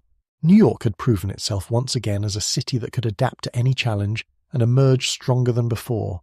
The soldiers came home to a New York they barely recognized. The city that had sent them off to war in the early 1940s had been transformed by 4 years of unprecedented prosperity and growth. Defense contracts had ended the Great Depression, women had entered the workforce in massive numbers, and the federal government had become a permanent presence in American life.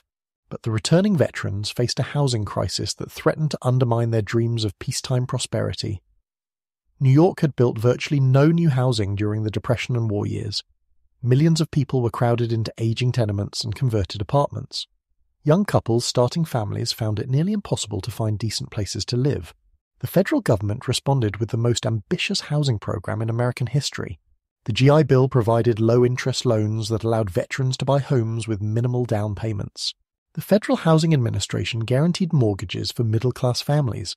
These programs made home ownership accessible to millions of people who could never have afforded it before. But there was a catch. Most of the new housing wasn't being built in New York City.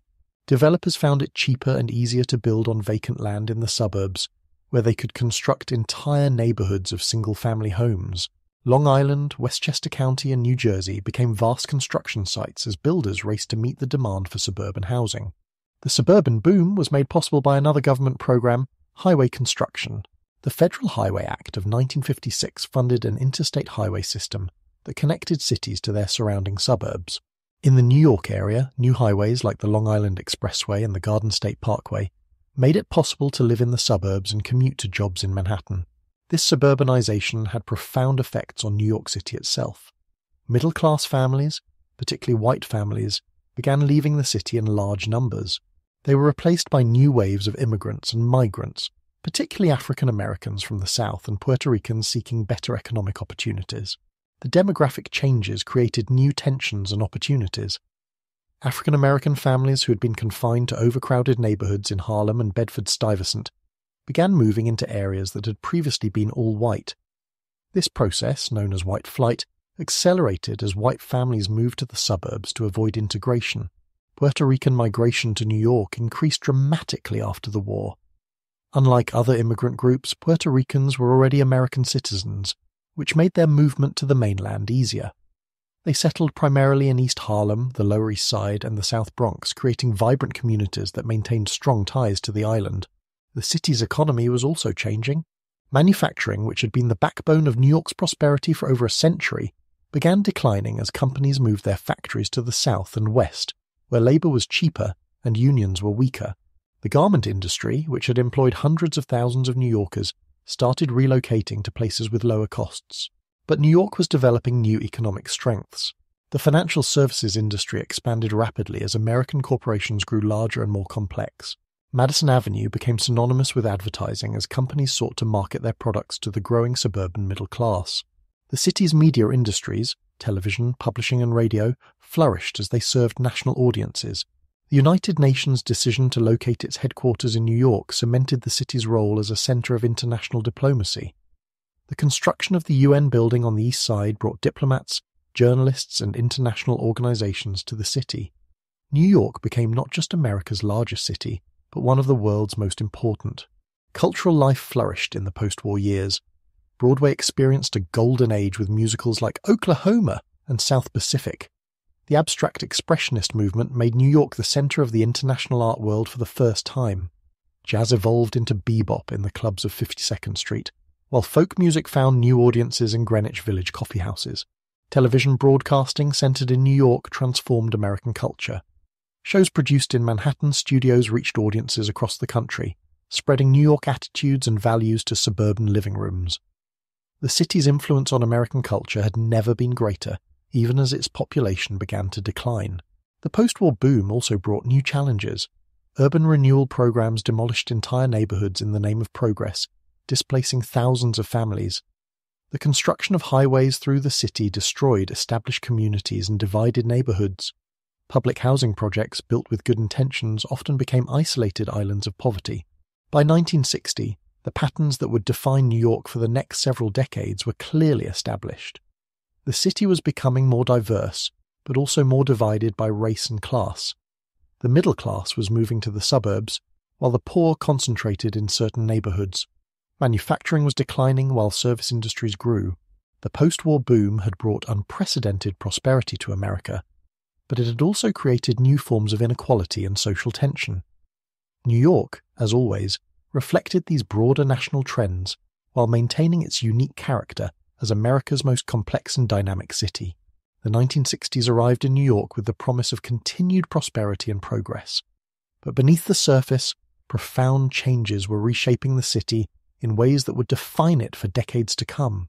The post-war boom that had lifted millions into the middle class was beginning to fracture along lines of race, class, and geography.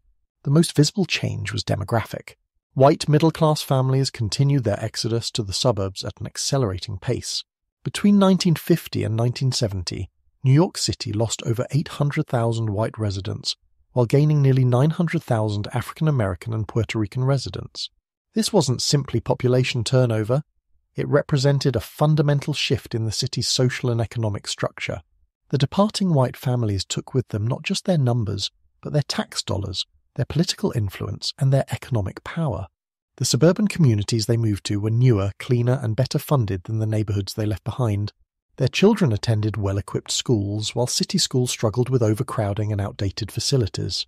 This demographic transformation was accelerated by federal policies that, while not explicitly racial, had profoundly racial effects. The Federal Housing Administration and Veterans Administration loan programs that made suburban home ownership possible were systematically denied to African American families through a practice called redlining.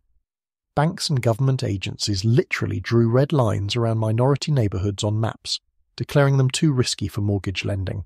Meanwhile, urban renewal programs demolished entire neighborhoods in the name of progress. The construction of Lincoln Center required the destruction of a vibrant Puerto Rican and African American community. The Cross Bronx Expressway, championed by urban planner Robert Moses, carved through established neighborhoods, displacing thousands of families and dividing communities that had existed for generations. Robert Moses himself became a controversial figure during this period. The man who had built bridges, beaches, and parks throughout the region was increasingly seen as out of touch with the needs of ordinary New Yorkers. His massive highway and housing projects often destroyed more than they created, prioritizing cars over communities and efficiency over human scale. The city's fiscal situation grew increasingly precarious as the tax base eroded. Middle-class families moving to the suburbs took their property taxes with them. Businesses followed their customers and workers to suburban locations where land was cheaper and parking was plentiful. The city was left with growing expenses, more poor residents needing services, and shrinking revenues. Public housing, built with good intentions to replace slums, often became new forms of segregation. Projects like the Pruitt-Ego complex in St. Louis became national symbols of failed urban policy, but New York had its own struggles with massive housing developments that isolated poor families from the broader community.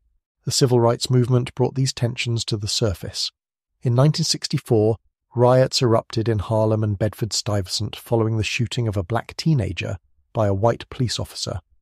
The violence revealed the depth of anger and frustration in communities that felt abandoned by city government and ignored by the broader society. School integration became a particularly contentious issue.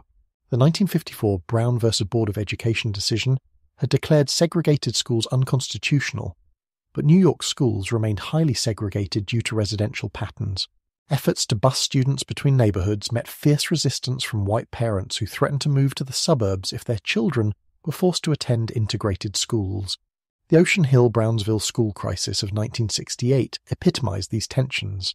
When a local school board in Brooklyn, controlled by African American and Puerto Rican parents, tried to fire white teachers they considered unresponsive to their children's needs, the teachers' union went on strike.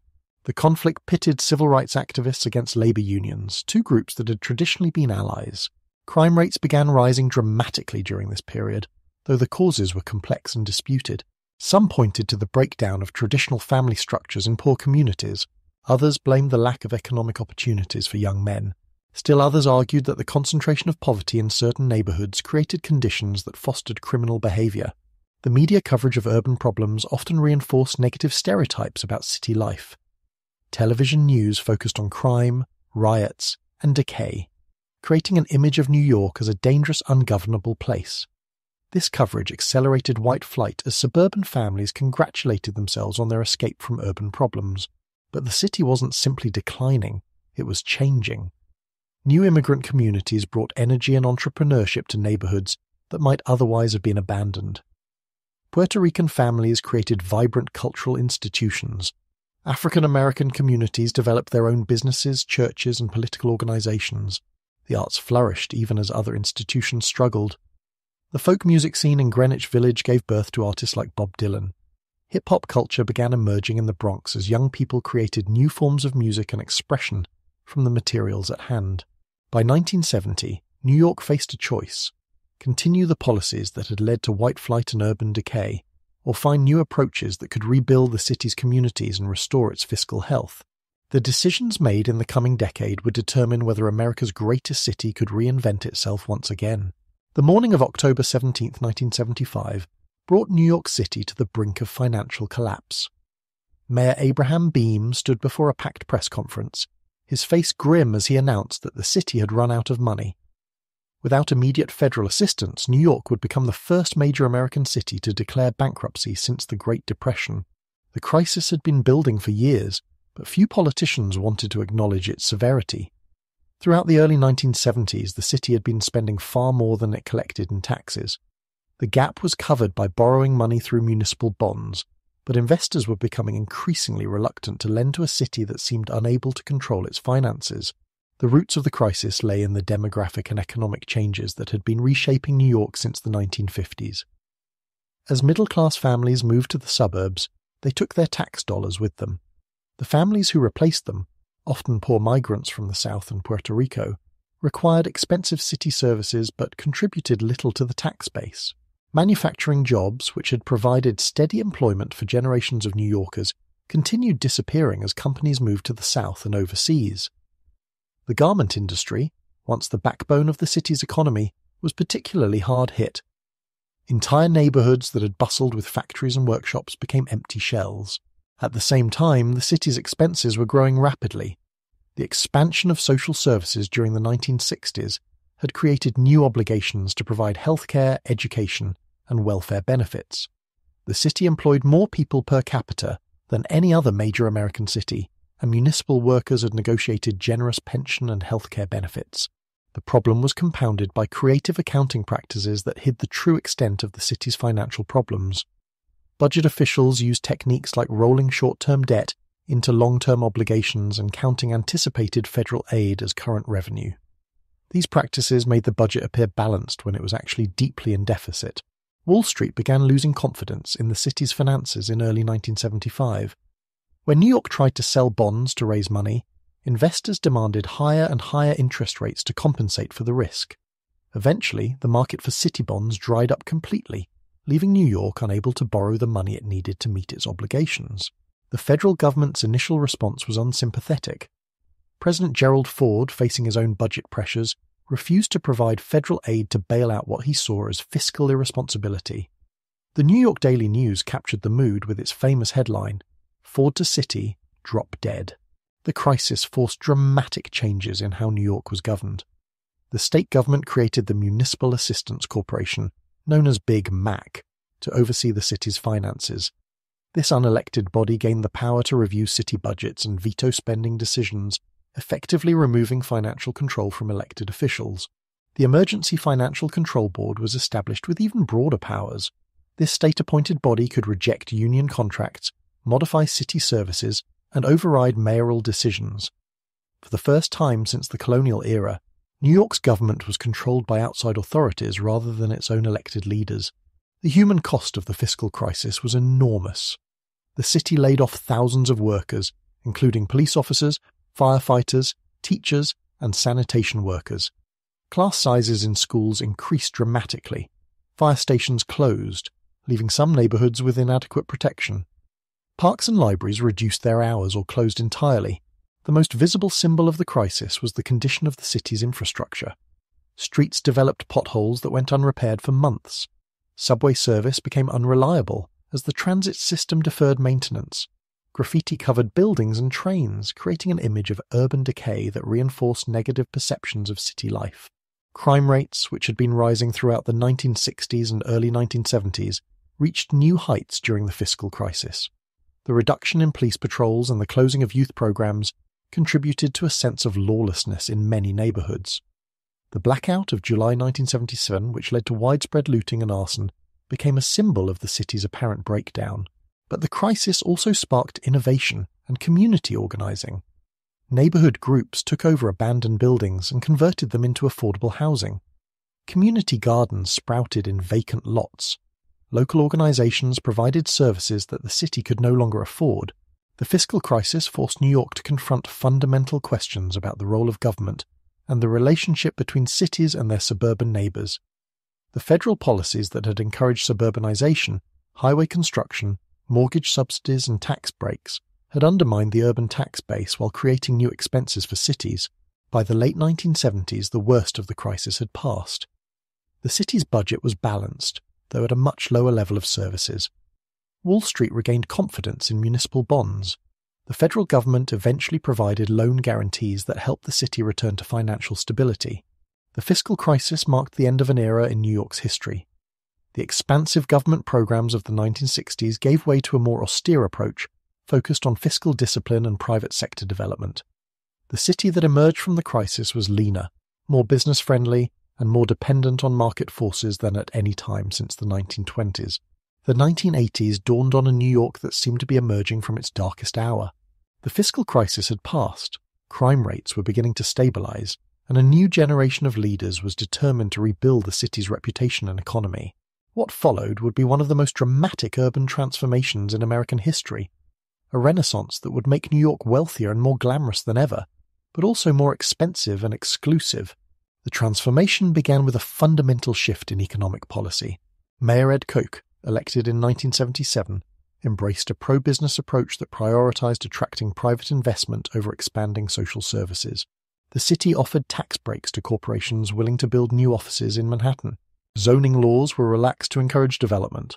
The message was clear. New York was open for business again. Wall Street led the recovery. The financial services industry, which had been struggling during the 1970s, exploded in size and profitability during the 1980s. New financial instruments like junk bonds and leveraged buyouts created enormous wealth for investment bankers and traders. Young professionals earning six-figure salaries became symbols of the city's renewed prosperity. The real estate market responded dramatically to this influx of wealth.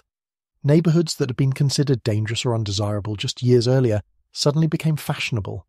Soho, once a manufacturing district filled with empty warehouses, transformed into an artist's colony and then into an upscale shopping destination. Tribeca followed a similar pattern, as did parts of the Lower East Side and Brooklyn Heights. This process, which came to be known as gentrification, had profound effects on the city's social geography. Artists and young professionals, attracted by cheap rents and large spaces, moved into working-class neighborhoods. Their presence attracted galleries, restaurants, and boutiques. Property values rose, and long-time residents found themselves priced out of communities where their families had lived for generations. The art world played a crucial role in this transformation. New York had been the center of American art since the 1940s, but the 1980s brought unprecedented commercial success to contemporary artists. Galleries in Soho and the East Village showcased work by artists like Jean-Michel Basquiat, Keith Haring, and Jeff Koons. Art became not just cultural expression but investment commodity, with paintings selling for millions of dollars. The media celebrated this cultural renaissance. Magazines like New York and Vanity Fair chronicled the lives of the wealthy and fashionable. Television shows like Dynasty and Lifestyles of the Rich and Famous glamorized conspicuous consumption. The city that had been portrayed as dangerous and declining in the 1970s was now depicted as exciting and sophisticated. But the benefits of the Renaissance were unevenly distributed. While Manhattan's financial district boomed, manufacturing continued to decline throughout the outer boroughs. The Bronx, which had lost nearly 300,000 residents during the 1970s, remained scarred by abandoned buildings and vacant lots. Many neighborhoods saw little improvement in schools, healthcare, or public services. The crack epidemic, which began in the mid-1980s, devastated poor communities that had been largely untouched by the economic recovery. This cheap, highly addictive form of cocaine created new forms of violence and social disruption. Entire neighborhoods became battlegrounds between drug dealers. While families struggled with addiction and its consequences, the city's response to the crack epidemic revealed the limits of the Renaissance. While wealthy neighborhoods received increased police protection and private security, poor communities often felt abandoned by city government. The contrast between the gleaming office towers of Midtown and the devastated streets of East New York or the South Bronx became a symbol of the city's growing inequality. Housing became increasingly unaffordable for working-class families. The same market forces that created wealth for some made it impossible for others to remain in the city. Teachers, firefighters, and other public employees found themselves unable to afford apartments in the communities they served.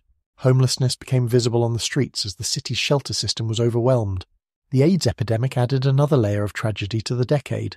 The disease, which first appeared in New York in the early 1980s, devastated the city's gay community and spread to other vulnerable populations. The government's slow response to the crisis reflected broader attitudes about sexuality, drug use, and social responsibility. Despite these challenges, the cultural renaissance was undeniable. Broadway experienced a revival with long-running hits like Cats and The Phantom of the Opera. The music scene exploded with new genres like hip-hop, which emerged from the Bronx and spread throughout the world. Fashion, publishing, and advertising industries all flourished as New York reasserted its role as America's cultural capital. By 1990, New York had been fundamentally transformed. The city was wealthier, safer, and more attractive to tourists and investors than it had been in decades. But it was also more expensive, more segregated, and more unequal. The Renaissance had saved New York from decline, but it had also created new forms of exclusion and displacement. The challenge for the coming decades would be maintaining the city's economic vitality, while ensuring that its benefits reached all residents, not just the wealthy and well-connected. The morning of September 11, 2001 began like any other Tuesday in New York City. Commuters hurried through subway turnstiles, office workers grabbed coffee from street vendors, and the twin towers of the World Trade Center gleamed in the early sunlight. By evening, the city's skyline would be forever changed, and New York would face its greatest test since the Civil War. At 8:46 a.m., American Airlines Flight 11 crashed into the North Tower of the World Trade Center. For 17 minutes, many people believed it was a terrible accident, perhaps a small plane that had lost its way. That illusion shattered at 9:03 a.m. when United Airlines Flight 175 slammed into the South Tower on live television, watched by millions of horrified viewers around the world. The attacks transformed Lower Manhattan into a war zone. Office workers trapped above the impact zones faced an impossible choice between the advancing flames and the 1,000-foot drop to the street below. Some jumped, their falling bodies captured in photographs that would haunt the city forever. Others waited for rescue that would never come. First responders rushed toward the burning towers while everyone else fled. Firefighters climbed the stairwells carrying heavy equipment, passing streams of evacuees heading down. Police officers directed traffic and helped people escape the area. Emergency medical workers set up triage centers to treat the injured. At 9:59 a.m., the South Tower collapsed in a thunderous roar of concrete, steel, and glass. The 110-story building pancaked down on itself in just 10 seconds, creating a massive cloud of dust and debris that engulfed Lower Manhattan.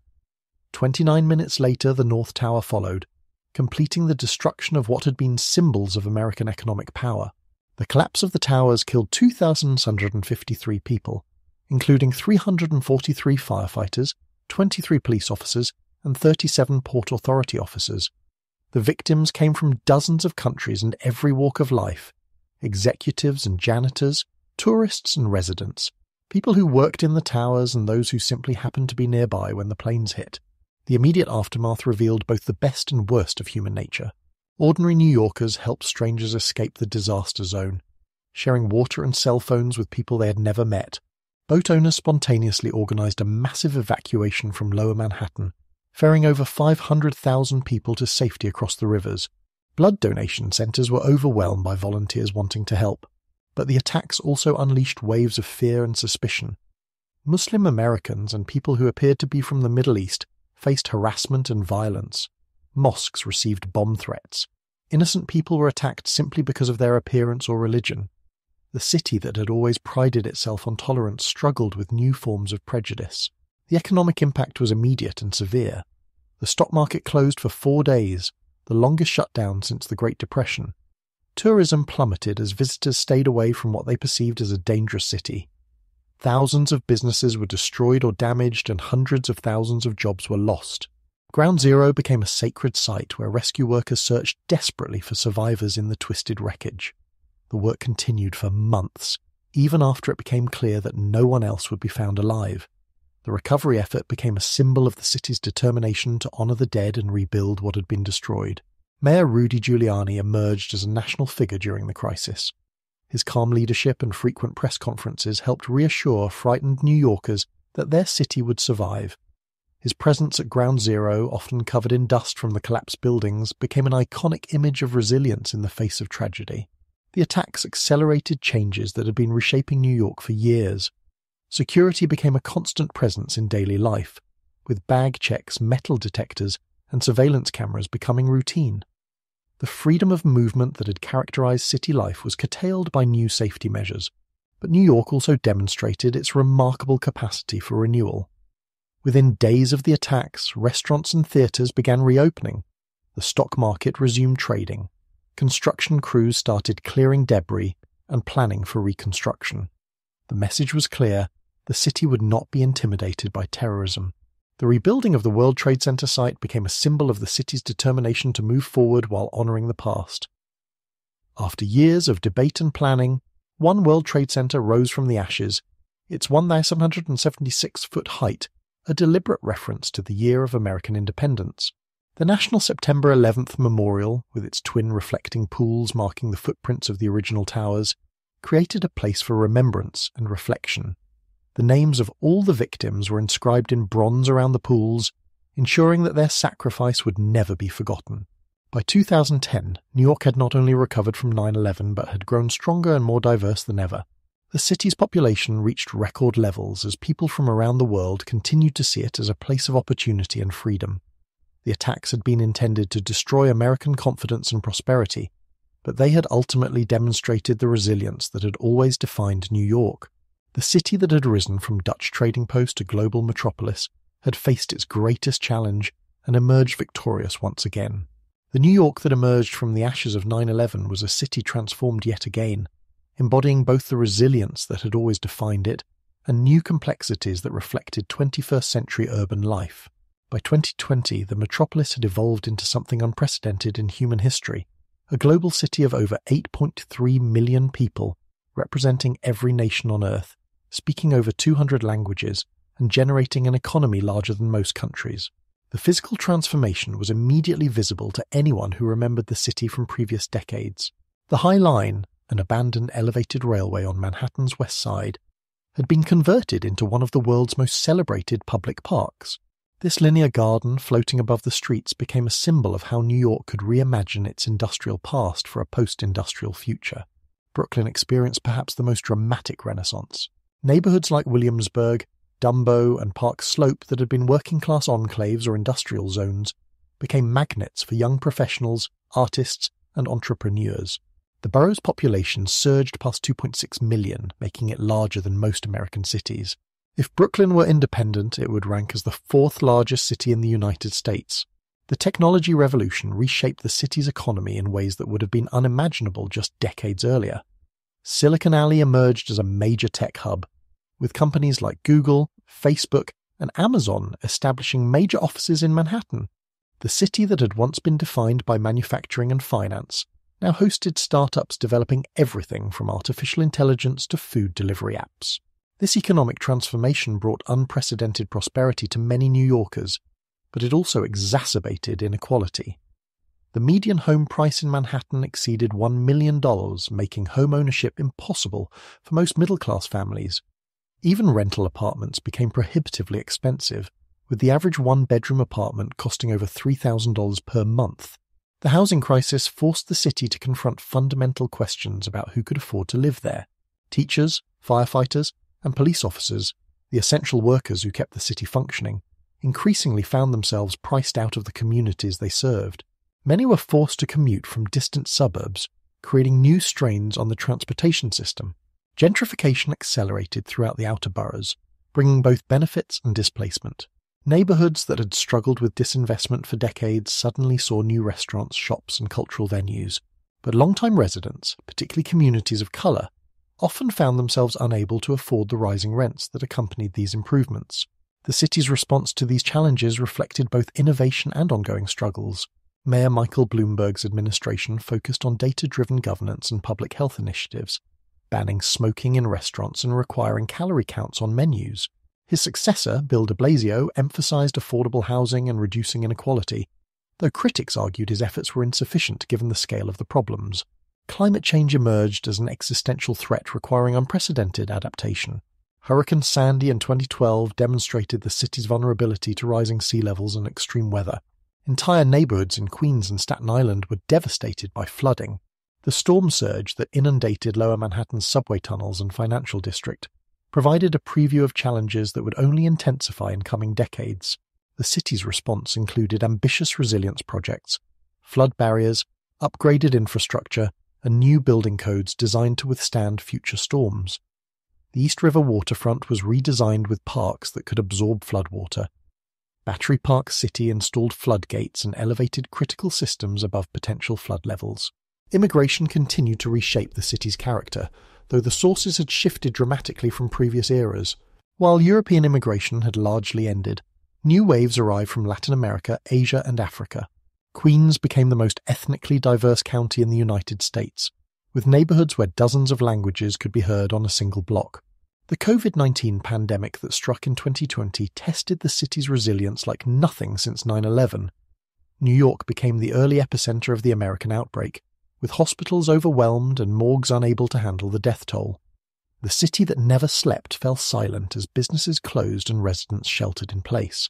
Yet even during the darkest days of the pandemic, New Yorkers demonstrated the mutual aid and community spirit that had always characterized the city. Neighbors helped elderly residents get groceries. Healthcare workers received nightly applause from apartment windows. Restaurants pivoted to delivery and takeout, maintaining some semblance of the street life that defined urban culture. The pandemic also accelerated trends that had been reshaping urban life for years. Remote work became commonplace, raising questions about the future of the office buildings and commercial districts. Online shopping further challenged traditional retail, while food delivery apps transformed how people experienced restaurants.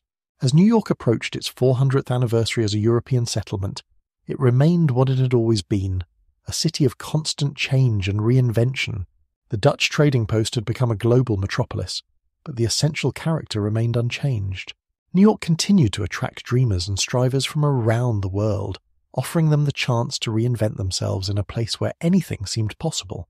The challenges were enormous: inequality, climate change, housing costs, and infrastructure needs that would require unprecedented investment and innovation. But the city's history suggested that New Yorkers would find ways to adapt and thrive, as they always had.